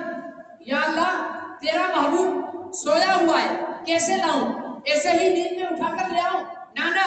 یا اللہ آواز دوں؟ نانا. یا اللہ ہاتھ لگاؤں؟ نانا. یا اللہ ہاتھ بھی نہ لگاؤں، آواز بھی نہ دوں، سلام بھی نہ کروں، تو جگاؤں کیسے؟ کون پوچھ رہا ہے؟ جبرائیل. جبرائیل کون ہے؟ 600 پر زمین پہ کھڑا ہے، سر آسمان پہ. اتنا بڑا فرشتہ 600 پر ہے. پر کے ایک نوک پر زمین، یہ پوری زمین پر یوں اچھال تو کرکٹ والا بیٹ میں بال جو ہے وہ دونوں ہاتھوں سے اچھالتا ہے، جبرائیل ایک ایسے یوں کر کے پوری دنیا کو اچھال سکتا ہے، اتنا طاقتور ہے۔ یا اللہ پھر کیسے جگاؤں؟ آواز سے بھی منع کرتے ہیں، ہاتھ لگانے سے بھی منع کرتے ہیں، کیا کروں کیسے جگاؤں؟ سوئے ہوئے۔ فرمایا جبرائیل اپنے ہونٹ میرے محبوب کی پیروں کی تلیوں پہ لگا دو اور بوسہ دو۔ کیا کرو؟ بوسہ دو۔ جبرائیل نیچے ہوئے لیٹے، ظاہر ہے لیٹے ہوئے کو بوسہ دینے کے لیے بالکل نیچے ہونا پڑے گا، بوسہ دیا، ظاہر ہے نور کا بوسہ تھا۔ کس کا بوسہ تھا؟ نور کا بوسہ تھا۔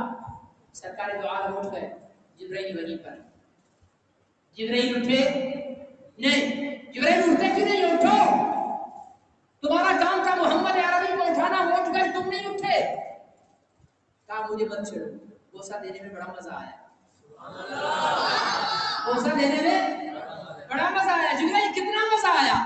تو نے تو ساری دنیا گھومی ہے، تو نے تو بڑی بڑی نعمتیں دیکھی، جنت و جہنم دیکھا، سب کچھ دیکھا، بتا تجھے کتنا مزہ آیا؟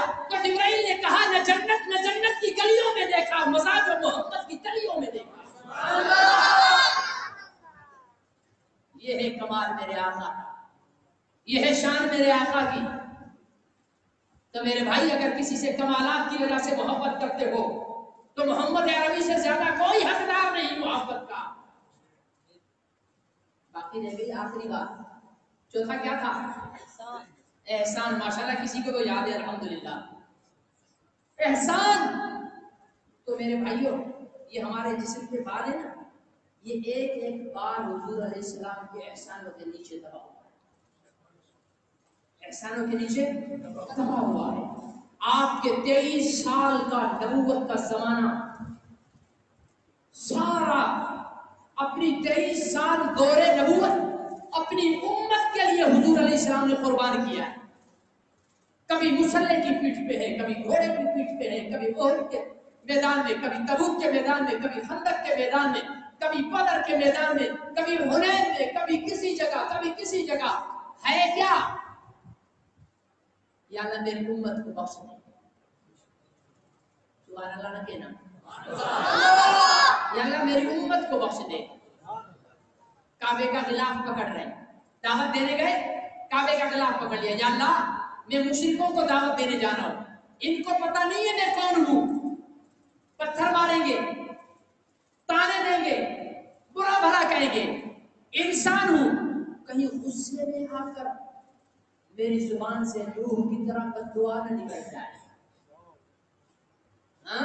غصے میں آ کر لوط علیہ السلام کی طرح بد دعا نہ نکل جائے۔ یا اللہ ایڈوانس میں تیرے کعبے کو پکڑ کر واسطہ دیتا ہوں، اگر غصے میں میرے دل میری زبان سے بد دعا نکل بھی جائے تو وہ قبول نہ کرنا،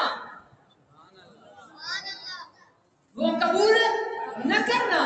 مکے سے پریشان ہو کر طائف کے میدان میں گئے، وہاں جا کر لوگوں سے کہا ایھا الناس قولوا لا الہ الا اللہ فتفلحوا، لوگوں پڑھو اللہ کے سوا کوئی عبادت کے لائق نہیں، کامیاب ہو جاؤ گے۔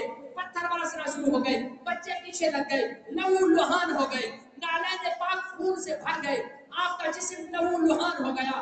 ایک مشرک کے باغ میں گئے، اتنی بے بسی کی تصویر بنے ہوئے تھے کہ مشرک کا دل بھی نرم پڑ گیا اور اس نے بھی پانی لا کر پیش کیا تو جبرائیل آ گئے، میکائیل آ گئے، اسرائیل آ گئے، اسرافیل آ گئے، اے محمد عربی، اے خاتم الانبیاء، اے وجہ تخلیق کائنات، حکم تو کیجئے، ہمیں بتائیے تو صحیح، ہم آپ کی مدد کو آئے ہیں، ان پہاڑوں کو ملا کر اس بستی والوں کو مریا میٹ کر دے، ان کا دخل مٹا دے۔ فرمایا نہیں، میں دنیا میں رحمت بنا کر بھیجا گیا ہوں، آج تو یہ پتھر برسا رہے ہیں، اگر ان کو مٹا دیا تو ان کی نسل ختم ہو جائے گی، لیکن آج اگر ان کو میں نے معاف کر دیا تو آنے والی نسل ان کی شاید کلمہ پڑھ کر مسلمان ہو جائے۔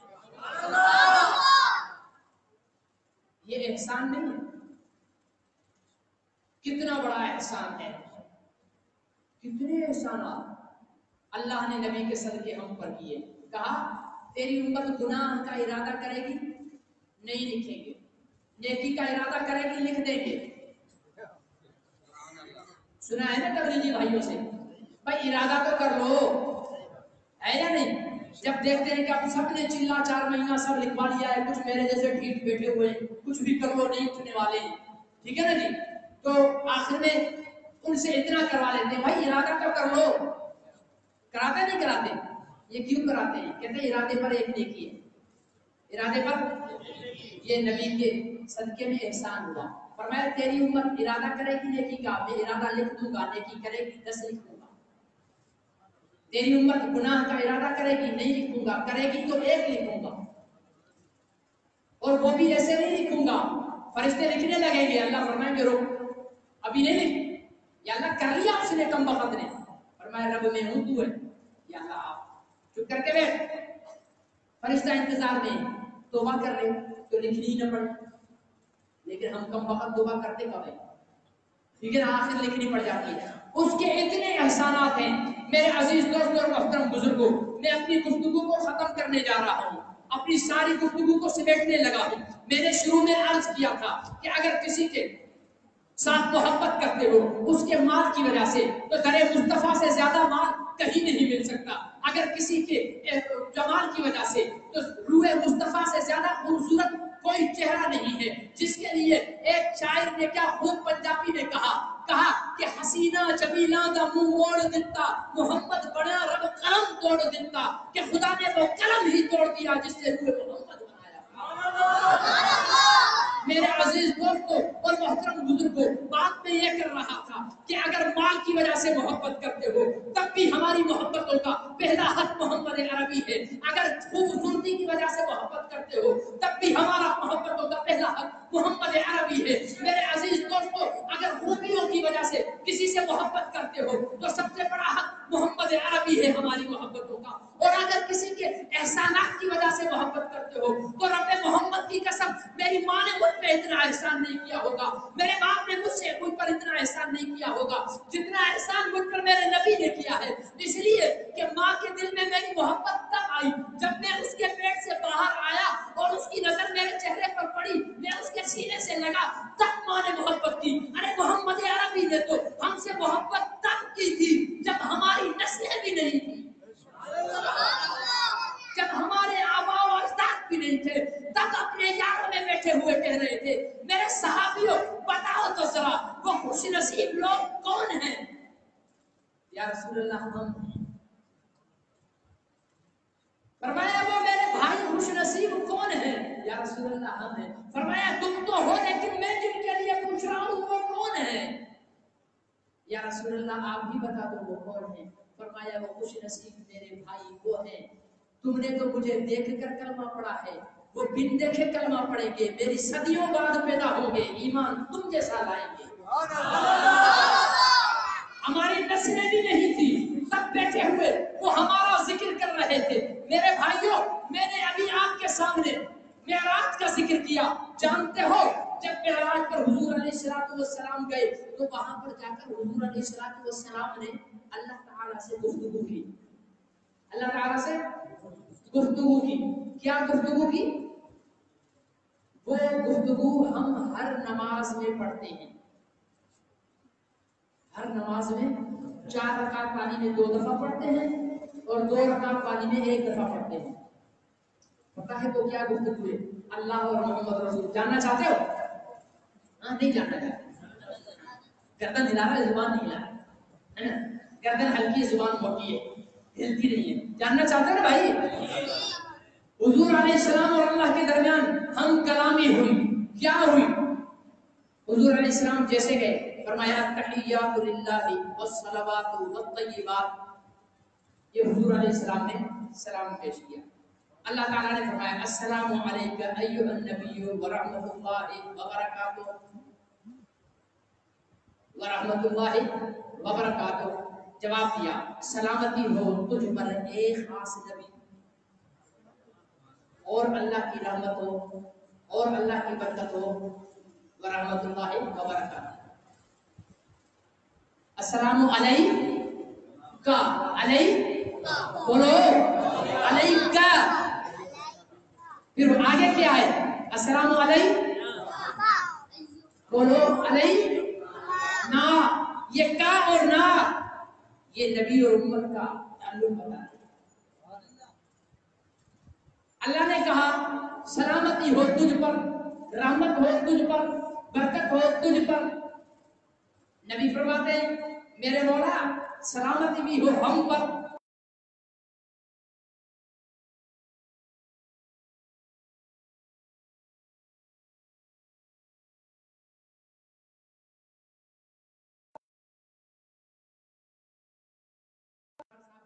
ہم آ رہے ہیں آپ دوپہر کو آپ کے پاس، مفتی صاحب بھی کہہ گیا مولوی صاحب آ رہے ہیں، پتہ نہیں کتنوں کو ساتھ لا رہے ہیں، کیا کھانا کھلانا پڑے گا، ٹھیک ہے نا؟ اور اگر کہوں گا میں آ رہا ہوں، خیر میرے سے تو ویسے بھی فکر نہیں ہے، جاؤں گا بھی تو کتنا کھا لوں گا، وہ تو نظر آ رہا ہے، ٹھیک ہے نا؟ لیکن اگر میں کہوں کہ بھائی میں آ رہا ہوں، تو ٹھیک ہے کوئی نہیں، آدھی روٹی کھا لیں گے۔ میں اور ہم میں فرق ہے، ہم مطلب ساتھ کوئی اور، میں مطلب اکیلا۔ اللہ نے فرمایا کہ تجھ پر سلامتی، تجھ پر رحمت، تجھ پر برکت۔ نبی نے فرمایا ہم پہ سلامتی، ہم پہ رحمت، ہم پہ برکت۔ یہ میں سے ہم کیا ہو گیا؟ یہ ہم، علماء نے لکھا ہے کہ حضور علیہ السلام نے اپنے ساتھ گنہگار امت کو جوڑا۔ یا اللہ یہ جو تم نے سلامتی دی ہے، یہ جو تم رحمت مجھے دے رہا ہے، یا اللہ یہ جو برکتیں دے رہا ہے،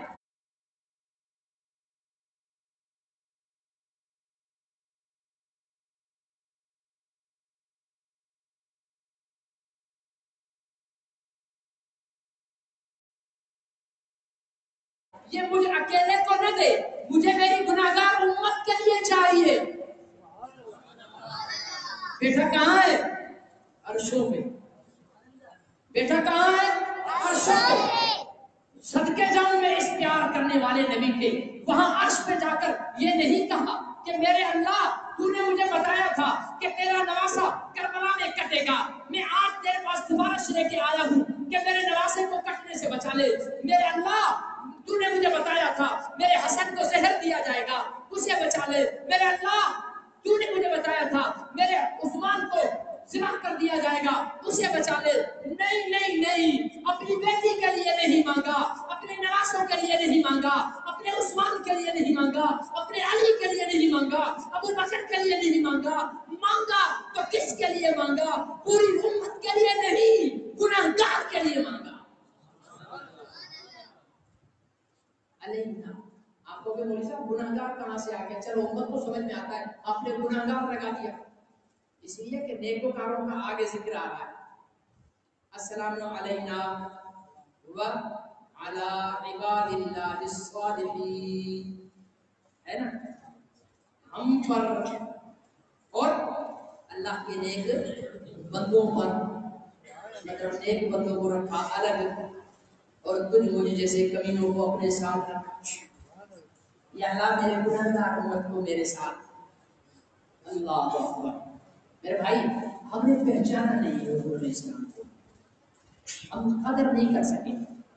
میں اکثر مثال لیتا ہوں، ایک خرکار کا خرکار جانتے ہو؟ یہ گدھوں پر مٹی لاتے ہیں، آج کل تو ماشاءاللہ ٹریکٹر ٹرالی اور یہ ڈمپر آ گئے ہیں تو خرکار بیچارے بے روزگار ہو گئے۔ پہلے دور میں مٹی گدھوں پہ ڈال کر لے جاتے تھے، تو ایک خرکار مٹی کھود رہا تھا تو زمین سے ایک ہیرا نکلا۔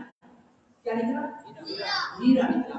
جب ہیرا نکلا تو اس نے دیکھا وہ بڑا چمک رہا ہے پتھر، اس نے کپڑے سے ہیرے کو صاف کیا اور رسی باندھی گدھے کے گلے میں ڈال دیا، گدھے کے گلے میں ڈال دیا۔ جب گدھے کے گلے میں ڈال دیا تو مٹی لے کر جا رہا تھا، شہر میں پہنچا تو ایک جوہری سنا اس کی نظر پڑ گئی، وہ ڈاکٹر خان صاحب کو پتہ نہیں ہے کہ یہ گدھے کے گلے میں کیا ہے، ہیرا ہے۔ جوہری سمجھے گا نا ہیرے کو، مولوی تو نہیں سمجھے گا، جوہری سمجھے گا۔ اس نے اس کو بلایا، خان صاحب ادھر آؤ۔ خان صاحب پہنچے، بھائی یہ گدھے کے گلے میں جو پتھر باندھا ہوا ہے بیچو گے؟ اس نے کہا جی بیچوں گا۔ کتنے پیسے لوگے؟ جو دے دو۔ اب اسے کیا پتا کیا قیمت دے، اس کی قیمت تھی کروڑوں میں۔ اس نے کہا 100 روپیہ لو گے؟ بیچارہ خان صاحب سارا دہاڑی لگا کر 10 روپے کماتا تھا، ایک ہی دن میں 10 دہاڑیوں کے پیسے مل رہے تھے۔ اس نے کہا جی جی بالکل دے دو۔ اس نے 100 روپیہ لیا، جیب میں رکھا، گدھے کے گلے سے ہیرا نکالا، جوہری کے ہاتھ پہ رکھا تو ہیرا ٹکڑے ہو کر گر گیا، ہیرا ٹکڑے ہو کر گر گیا۔ تو شیخ سعدی نے اس پر اشعار لکھے، اس کا مفہوم یہ ہے کہ وہ جوہری ہیرے سے مخاطب ہوتا ہے، کہتا ہے بابا گدھے کے گلے میں ٹھیک تھا، میرے ہاتھ میں آتے ہی ٹوٹ گیا. تو وہ ہیرے کے ٹکڑے اسے جواب دیتے ہیں کہ گدھے کے گلے میں کچھ نہیں تھا، وہاں تو چپ تھا، کیونکہ گدھے والے کو اور گدھے کو میری قیمت پتہ نہیں تھی. مجھے تو تیرے مول لگانے نے توڑ دیا، تیری قیمت لگانے نے توڑ دیا. تجھے تو پتا تھا کہ میری قیمت کیا ہے، پھر بھی تو نے یہ لگایا. میرے بھائیوں، امریکہ گدھے کو کیا پتا، فرانس جیسے گدھے کو کیا پتا، ان گدھوں کو کیا پتا کہ لا اقسم بہذا البلد میں کس کے شہروں کی قسمیں کھائی جا رہی ہیں. علم نشرح لک صدرک میں کس کا سینہ بیان کیا گیا ہے، ورفعنا لک ذکرک میں کس کے ذکر کی بات ہو رہی ہے. انہیں کیا پتا والضحیٰ میں کس کے چہرے کی قسم ہے، واللیل میں کس کی زلفوں کی قسم ہے. انہیں کیا پتا رضی اللہ عنہم ورضوا عنہ میں کس کے یاروں کا بیان ہے. انہیں کیا پتا ان شانیہ کا ہو ابتر میں کس کے دشمن کو ذلیل کیا جا رہا ہے. انہیں کیا پتا تبت یدا ابی لہب و تب میں کس کے دشمن کا منہ کالا کیا جا رہا ہے. انہیں کیا پتا کہ ازواجہم امہاتہم میں کس کی بیویوں کو مائیں کہا جا رہا ہے. میرے بھائیوں، ان گستاخی کی تکلیف سرکار دو عالم کو اتنی نہیں ہوئی ہوگی جتنی تکلیف گستاخی پر خاموش رہنے والے مسلمان کی تکلیف ہوئی ہوگی. ہم دعویٰ کرتے ہیں کہ مجھے محمد عربی سے محبت ہے، آپ دعویٰ کرتے ہو کہ مجھے محمد عربی سے محبت ہے.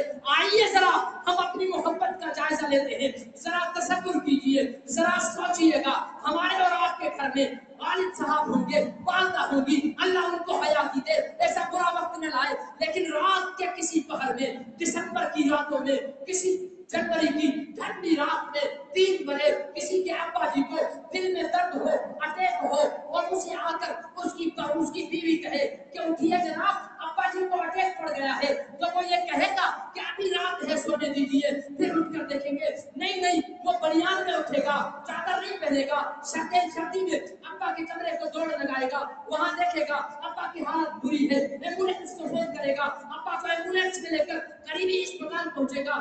وہاں سے اسپتال والے اسے کہیں گے کہ کراچی لے جاؤ، تو وہ یہ نہیں کہے گا کہ رات کے 4 بج رہے ہیں اس وقت کراچی کیسے لے جاؤں. نہیں اس کے ذہن میں صرف ابا کی جان بچانے کی دھن ہوگی. کیوں بچانا چاہتا ہے ابا کی جان؟ ارے ابا سے پیار ہے نا، اس کی نیند کیوں اڑ گئی؟ ابا سے پیار ہے نا، کیوں دوڑ لگائی؟ ابا سے پیار ہے نا، رات کی تاریکی میں کراچی کا سفر ابا کو ایمبولینس میں لے کر رہا ہے، وہاں ہاسپٹل میں پہنچ کر کارروائی کا عمل کروا کر فیس جمع کروا کر ڈاکٹر کی منت کر کے ڈاکٹر کہتا آپریشن کریں گے، فیس جمع کرواؤ. وہ تڑپ کر اپنے دوستوں سے پیسے منگوا کر فیس جمع کرواتا ہے. باپ کو اندر آپریشن تھیٹر میں ڈاکٹر لے کر جاتا ہے. جب اس کو لگتا ہے ہائے یہاں ہوتی ہے، چیرا اس کو جاتا ہے، آنسو اس کے نکلتے ہیں، بے چین کیا ہوتا ہے، ٹک ہو رہا ہوتا ہے، اندر اس کا آپریشن ہو رہا ہے، باہر بیٹا کہہ رہا ہے، باہر بیوی ٹہل رہی ہے. آج اس کو آفس بھول گئی کہ میں تو 8 بجے آفس جاتا ہوں، آج آفس کا کام بھی بھول گیا، آج اس کو ڈریس پہننا بھی بھول گیا، آج بوٹ پالش بھی بھول گیا. جو صبح اٹھ کر چائے پینے والا تھا 10 بج گئے ہیں، چائے بھی بھول گیا. دوستوں نے کہا بھائی چائے تو پی لو، بھائی پانی تو پی لو، کسی سے کچھ نہیں لے رہا. اس کی آنکھوں میں آنسو ہے، پیشانی پر شکنے ہیں. کیوں ہے؟ کیا چیز ہے؟ یہ محبت بول رہی ہے. اس نے نعرہ نہیں لگایا، اس نے جلوس نہیں نکالا، اس نے ریلی نہیں نکالی، اس نے ہڑتال نہیں کی، اس نے کوئی نہیں کہا کہ غلامی ابا میں موت بھی قبول ہے، جو ہو نہ ابا کی محبت تو زندگی فضول ہے. یہ کچھ نہیں کہا، تڑپا، بھاگا، نیند قربان کی، بھوک قربان کی، پیاس برداشت کی، اور جب تک ابا کی آپریشن ہو کر ڈاکٹر نے آپریشن تھیٹر سے باہر بولا نہیں کہ مبارک ہو آپریشن کامیاب ہو گیا، تب تک اس کی پریشانی بتا رہی ہے محبت ہے، اس کے آنسو بتا رہے ہیں محبت ہے، اس کی پیشانی کی شکلیں بتا رہی ہیں محبت ہے، رات کا جاگنا بتا رہا ہے محبت ہے، کھانا نہ کھانا بتا رہا ہے محبت ہے. مسلمان ایک شخص کو اپنے ابا سے محبت ہے، وہ دنیا کو بول نہیں رہا لیکن دیکھنے والا دیکھ رہا ہے. اب آ جا تو مجھ سے محبت کی بات کرتا ہوں، سوال تجھ سے ہے، سوال مجھ سے ہے. مجھ میں ایسا کیا ہے کہ محبت رسول نظر آئے؟ تجھ میں ایسا کیا ہے کہ محبت رسول نظر آئے؟ کبھی تیری آنکھوں میں محمد عربی کا درد آیا؟ کبھی تیرے دماغ میں محمد عربی کی فکر آئی؟ ارے اس کے نام کو بوٹ کے تلے پہ لکھا گیا، ارے اس کے نام کو لیڈیز کپڑے پہ لکھا گیا، اس کے نام کو فٹبال کی گیند پر لکھا گیا، ارے اس کے نام اس کو سور کی چربی کھانے کا الزام دیا گیا. ایک زانی، ایک شرابی، ایک بدماش مرزا غلام احمد قادیانی، اس کے لیے کہا گیا کہ یہ محمد رسول اللہ ہے اور پہلے والے محمد رسول اللہ سے بڑھ کر ہے. اسے روزے میں پتہ نہیں چلا ہوگا، اس کو روزے میں پتہ نہیں چلا ہوگا.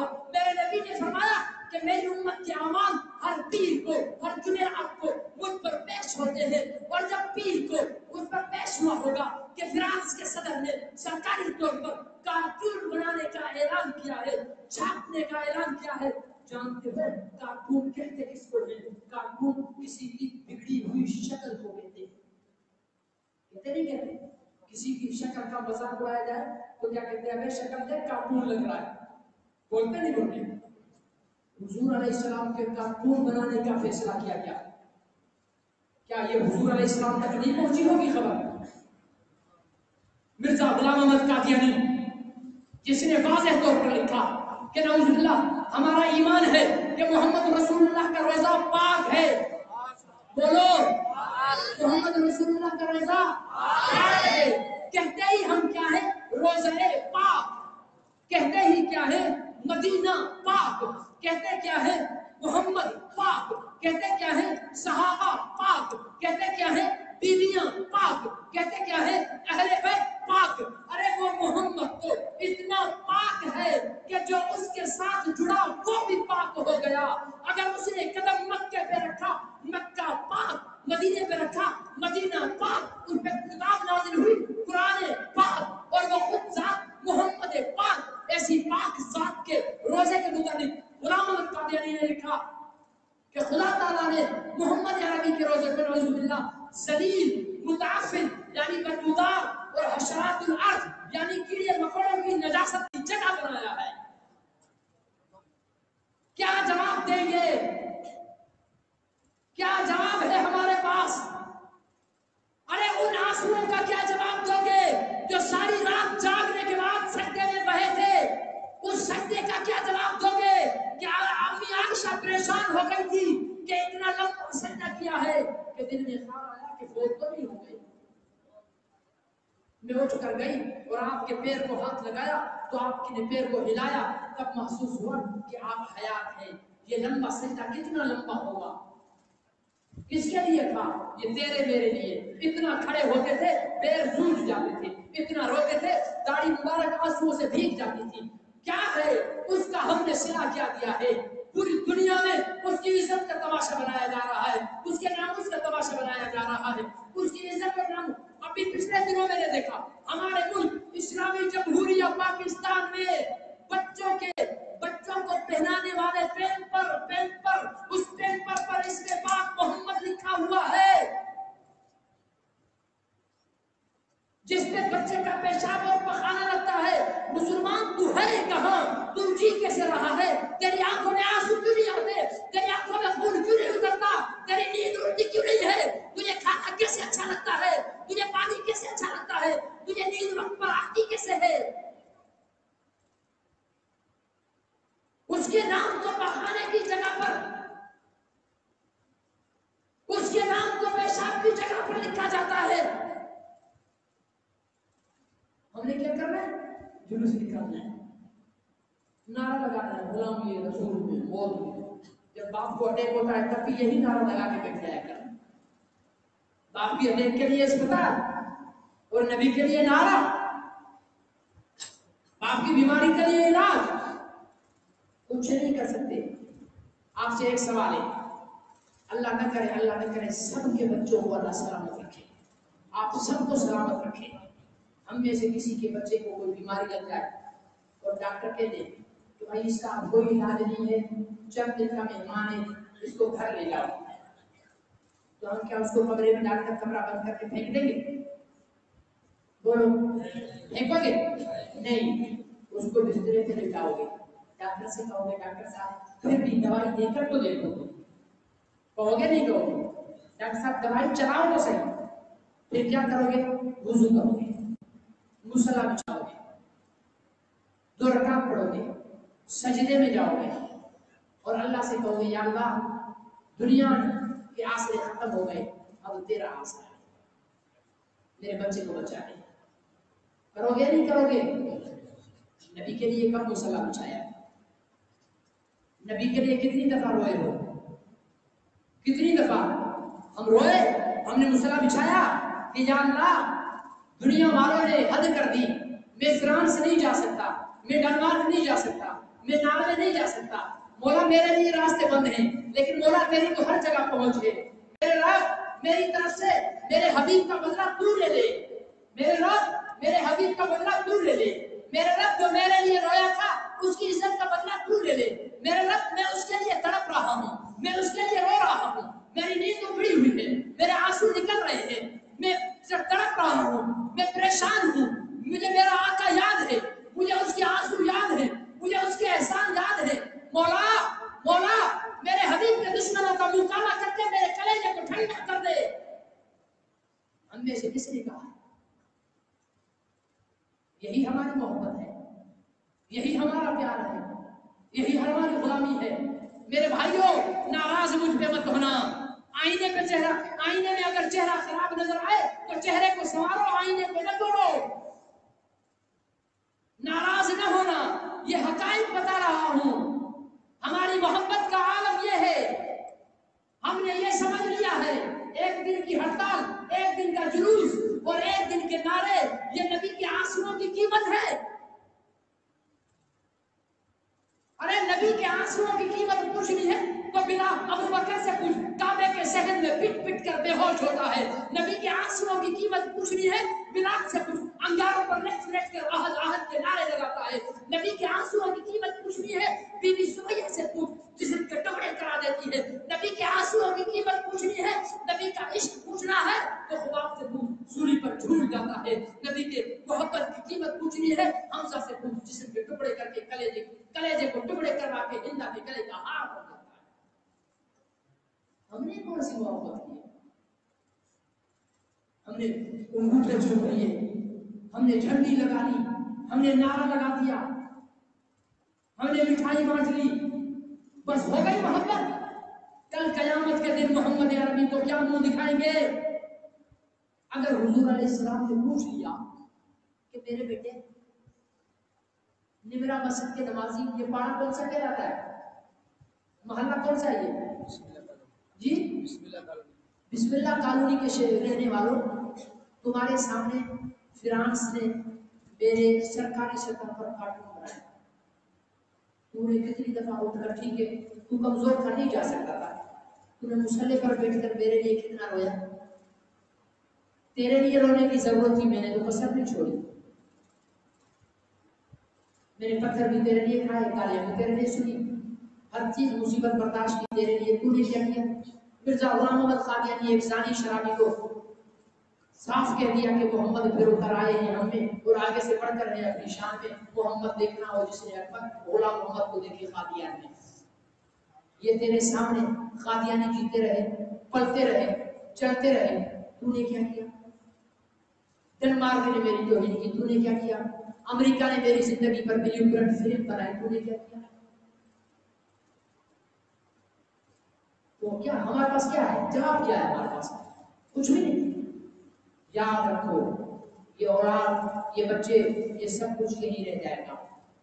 کام آئے گی محمد کی وفا، کام آئے گی محمد عربی کی وفا. اس کی غلامی، اس سے وفا کرو، اس سے محبت کرو، اس کی عزت کے لیے، تحفظ کے لیے وقت نکالو. وقت نکالو گے؟ نکالو گے وقت؟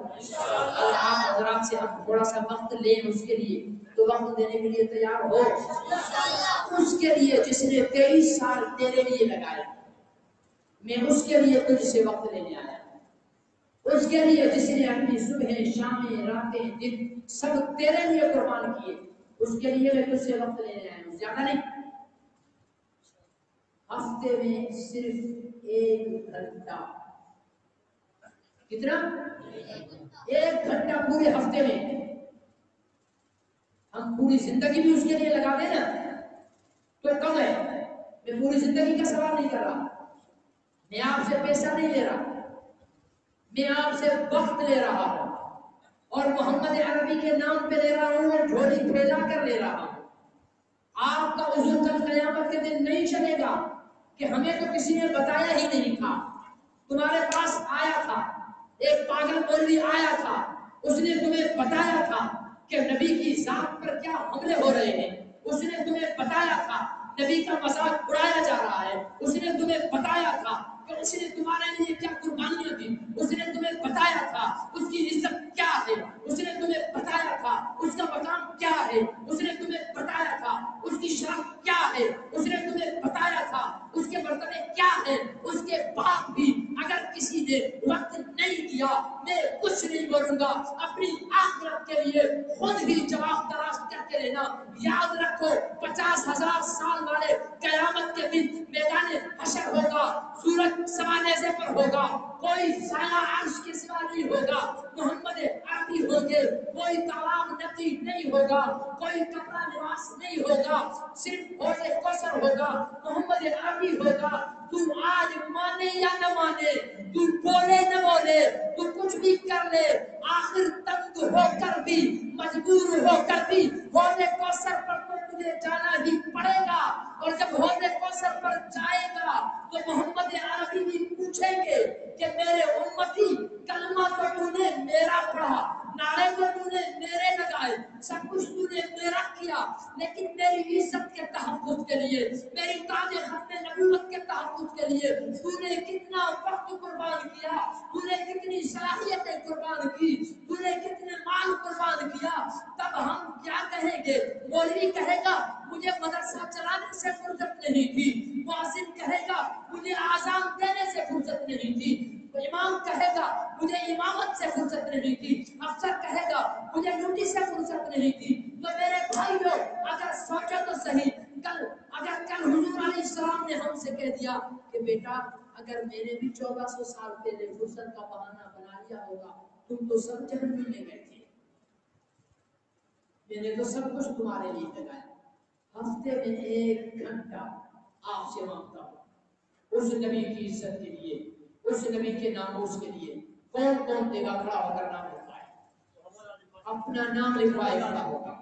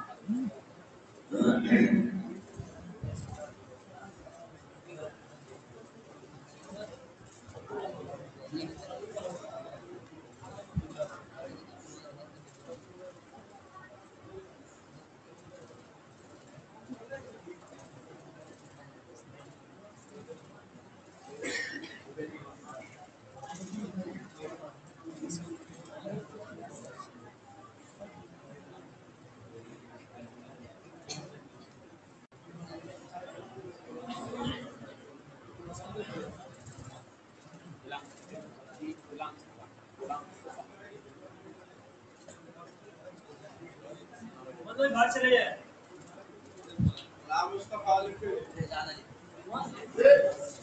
باہر چلے جائے باہر چلے جائے.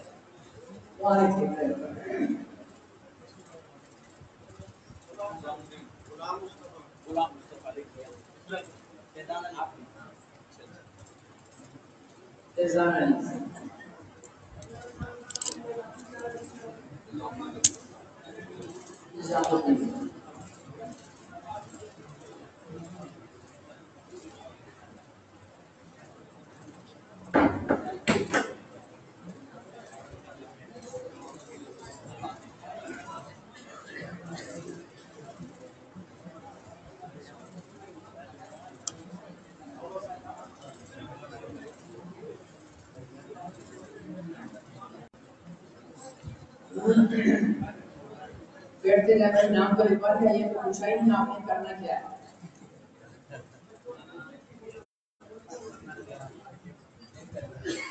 کل کلاس میں تو تقسیم کریں گے، پھر ساتھ چلیں گے قدر کرنے کے لیے.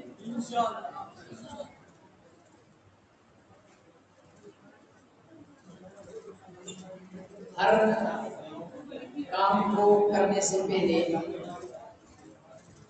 کام کو سیکھنا ضروری ہے. ہر کام کو کرنے سے پہلے سیکھنا ضروری ہے. اپنے حضور علیہ السلام کی ختم نبوت کے تحفظ کے لیے، آپ کی عزت اور ناموس کے تحفظ کے لیے ہفتے میں 1 گھنٹہ نکالنے کا وعدہ کیا ہے نام لکھوانے کا. ٹھیک ہے، اور یہ ہفتے میں 1 گھنٹہ کس دن کا ہے؟ ہر جمعے کے دن شام کو 3 بجے سے 4 بجے تک. آپ نے دفتر ختم نبوت میں آنا ہے جامع مسجد. ٹھیک ہے جی، 3 بجے سے 4 بجے مسجد میں جمعہ پڑھے، جمعہ پڑھ کر کھانا کھائیں اور 3 بجے دفتر میں پہنچ جائیں. وہاں پر مشورہ ہوتا ہے، اس فکر کو پھیلانے کا مشورہ ہوتا ہے، کس جگہ پر کہاں پر ضرورت ہے، مسلمانوں کو کس طرح اس تحریک میں جوڑے، اس مشن میں کس طرح ساتھ لیں، اور یہ فکر ہر ایک مسلمان تک کیسے پہنچائی جائے. صرف فکر کرنے کی ضرورت ہے، فیصلے اللہ کریں گے. فیصلہ کون کرے گا؟ ہم نے صرف اپنی طاقت کے مطابق محنت کرنی ہے، نتیجہ اللہ دے گا. اور بے شک یہاں ہوں، وہ بے شک وہاں ہوں، کتنے طاقت پر ہوں، اللہ کے رسول کو تیری میری کوئی ضرورت نہیں. سمجھے نا؟ ایسا نہیں ہے کہ ہم اگر حضور علیہ السلام کی ختم نبوت اور ناموس رسالت کا کام کریں گے تو بچ جائے گی، ورنہ نہیں بچے گی. ہم بچیں گے ان کی عزت اور ناموس کا تحفظ کرنے کے صدقے میں. ہم اپنے آپ کو بچانے کی فکر کریں. چکی پہ کلا لگا ہوا ہوتا ہے نا، اس میں دانے ڈالتے ہو نا، کلے کے ساتھ جو دانے پڑے ہوں گے وہ پسنے سے بچ جائیں گے. جو اس کیل سے دانے ہٹے، یہ دنیا چکی ہے اور اس چکی کا مرکز محمد عربی ہے. اس کے ساتھ جڑے رہو گے، پسنے سے بچ جاؤ گے. اس سے ہٹے پس جاؤ گے، کفر کے ہاتھوں پس جاؤ گے، دنیا کے ہاتھوں پس جاؤ گے. تو ہر جمعے کے دن، جمعے کی نماز کے بعد 3 بجے سے 4 بجے تک اپنے اوپر لازم سمجھ لو کہ ہم نے ختم نبوت کے دفتر میں جانا ہے اور وہاں جا کر وقت لگانا ہے. کچھ بھی نہیں ہو وہاں، صرف بیٹھ کر تسبیح پڑھ لے، درود شریف پڑھ لے، وقت لگایا. یہ ایک آپ کی شروعات ہوگی کہ آپ نے صرف اس نسبت اور اس فکر کو لے کر آپ اپنے گھر سے نکلے اور ایک مرکز میں پہنچے.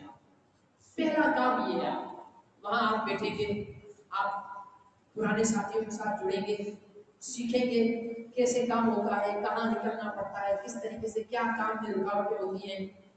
تو یہ سارا کام تب ہوگا جب وقت نکالیں گے. پہلا کام آپ کا یہ ہے کہ وقت نکال کر آپ ختم نبوت کے مرکز میں پہنچیں گے. پہنچے گے نا بھائی؟ دوسرا آپ نے یہ کرنا ہے کہ دعا کے بعد جتنے ساتھیوں کے پاس موبائل ہے وہ اپنا نمبر یہاں پر ضرور لکھیں. تو انشاءاللہ آپ کو وقتاً فوقتاً یاد دہانی بھی کرائی جاتی ہے.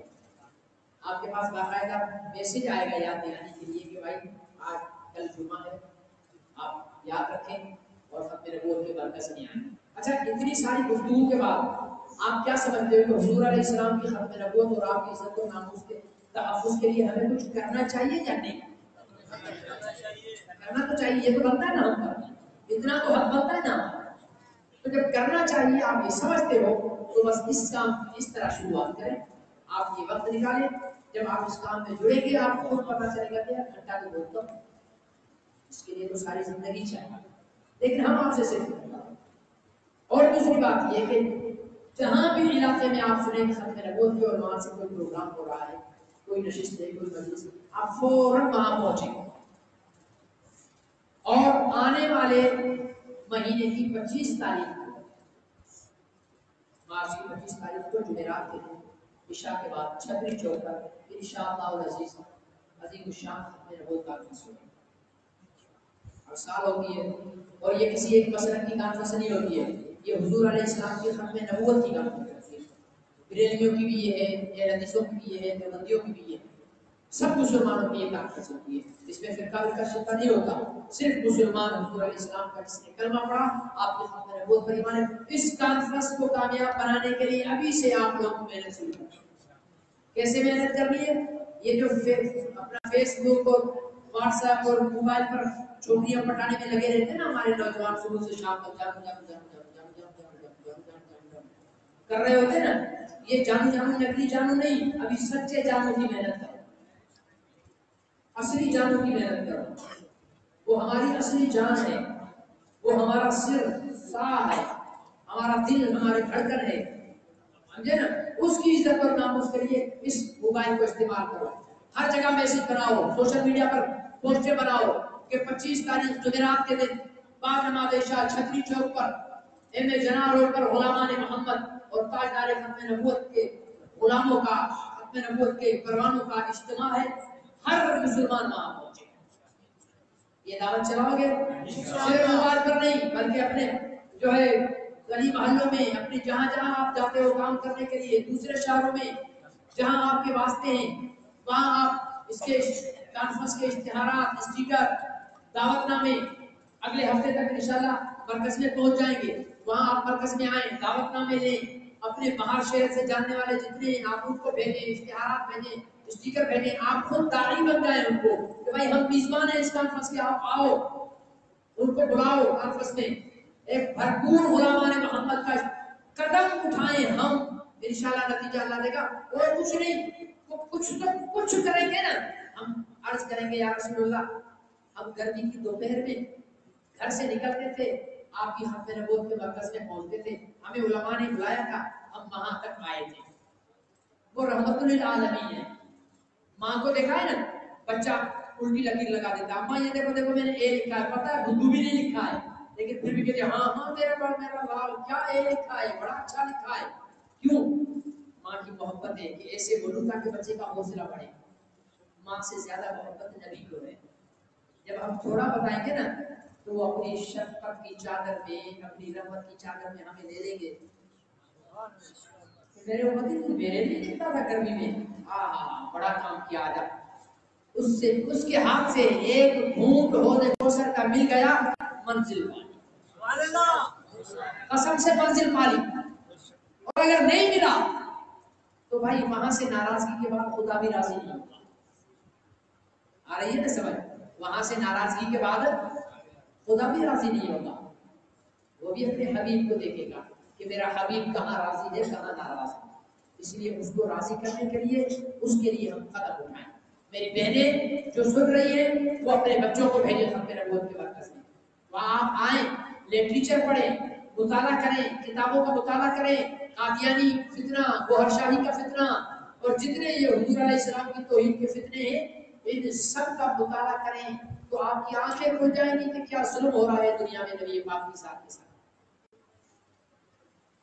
تو کام کو سمجھ گئے، ابتدا کرنا، شروعات کرنے کو سمجھ گئے نا، تو یہ شروعات کریں گے نا، اللہ تعالیٰ سے دعا ہے اللہ تعالیٰ مجھے اور آپ کو عمل کی توفیق نصیب فرمائے، جو کچھ کہا اپنی بارگاہ میں شرف قبولیت عطا فرمائے، جو کچھ سنا اللہ ہم سب کو اس پر عمل کی توفیق نصیب فرمائے، تو غلط بات ہو گئی ہے اللہ تعالیٰ سے معاف فرمائے۔ الحمدللہ رب العالمین والعاقبۃ للمتقین والصلاۃ والسلام وعلى آله وصحبه أجمعين۔ اللهم أحسن عاقبتنا في الأمور كلها وأجرنا من خزي الدنيا وعذاب الآخرة۔ اللهم حبب إلينا الإيمان وزينه في قلوبنا وكره إلينا الكفر والفسوق والعصيان اللهم أعنا على ذكرك وشكرك وحسن عبادتك۔ یا اللہ تمام حاضرین کے بیٹھنے کو شرف قبولیت عطا فرما، تمام حاضرین کے سننے کو، میرے بات کرنے کو اپنی بارگاہ میں قبول فرما۔ جو غلطی کوتاہی ہو گئی یا اللہ اسے معاف فرما۔ یا اللہ جن ساتھیوں نے حضور علیہ السلام کی عزت اور تاج ختم نبوت کے تحفظ کے لیے وقت نکالنے کا عہد کیا ہے اور نام لکھوائے، یا اللہ انہیں اپنا عہد پورا کرنے کی ایمانی کی توفیق نصیب فرما۔ یا اللہ جنہوں نے نام نہیں بھی لکھوائے، یا اللہ ان سب کو حضور علیہ السلام سے وفا کرنے کی توفیق نصیب فرما۔ حضور علیہ السلام سے غلامی کا رشتہ نبھانے کی توفیق نصیب فرما۔ حضور علیہ السلام کے گستاخ قادیانی اور گوہر شاہی اور یورپ کے کافر نسلوں، یا اللہ ان سب کو اپنے عذاب میں مبتلا فرما۔ ان سے مقابلہ کرنے کی ہمت اور توفیق نصیب فرما۔ حضور علیہ الصلوۃ والسلام کی عزت و ناموس کے تحفظ کے راستے میں ہمیں موت نصیب فرما۔ آپ کے ختم نبوت کے جہاد میں شہادت کی موت نصیب فرما۔ حضور علیہ السلام کی عزت و ناموس کے تحفظ کے جہاد میں شہادت کی موت نصیب فرما۔ یا اللہ ایمان پر خاتمہ نصیب فرما۔ یا اللہ جو میری مائیں بہنیں وقت نکال کر بیٹھی ہیں اور بات کو سن رہی ہیں ان کے آنے کو بشرط منظور ہوتا۔ یا اللہ ہم سب کے حاجات کو پورا فرما، مشکلات کو آسان فرما۔ یا اللہ جن کے والدین فوت ہو چکے ان کی مغفرت فرما، جن کے والدین حیات ہیں یا ان میں سے کوئی ایک بھی زندہ ہے ان کی خدمت کرنے کی اولاد کو توفیق نصیب فرما۔ یا اللہ جو بیمار ہیں انہیں صحت عطا فرما، جو بیمار ہیں انہیں شفاء کاملہ عطا فرما۔ یا اللہ حاضرین میں سے جو مشکلات ہیں ان کی مشکلات کو ختم فرما۔ یا اللہ اس مسجد کو آباد فرما، یا اللہ اس مسجد کو آباد فرما، نمازیوں کے ذریعے آباد فرما، قرآن پڑھنے والوں کے ذریعے آباد فرما، اسلام کا مرکز فرما، اپنے نبوت کا مرکز فرما، نبی پاک کی عزت و ناموس کے تحفظ کا مرکز فرما۔ یا اللہ تمام مساجد کی حفاظت فرما، مدارس کی حفاظت فرما، صحابہ اکرام کی عظمت کی حفاظت فرما، اولیاء اعظام کی عظمت کی حفاظت فرما۔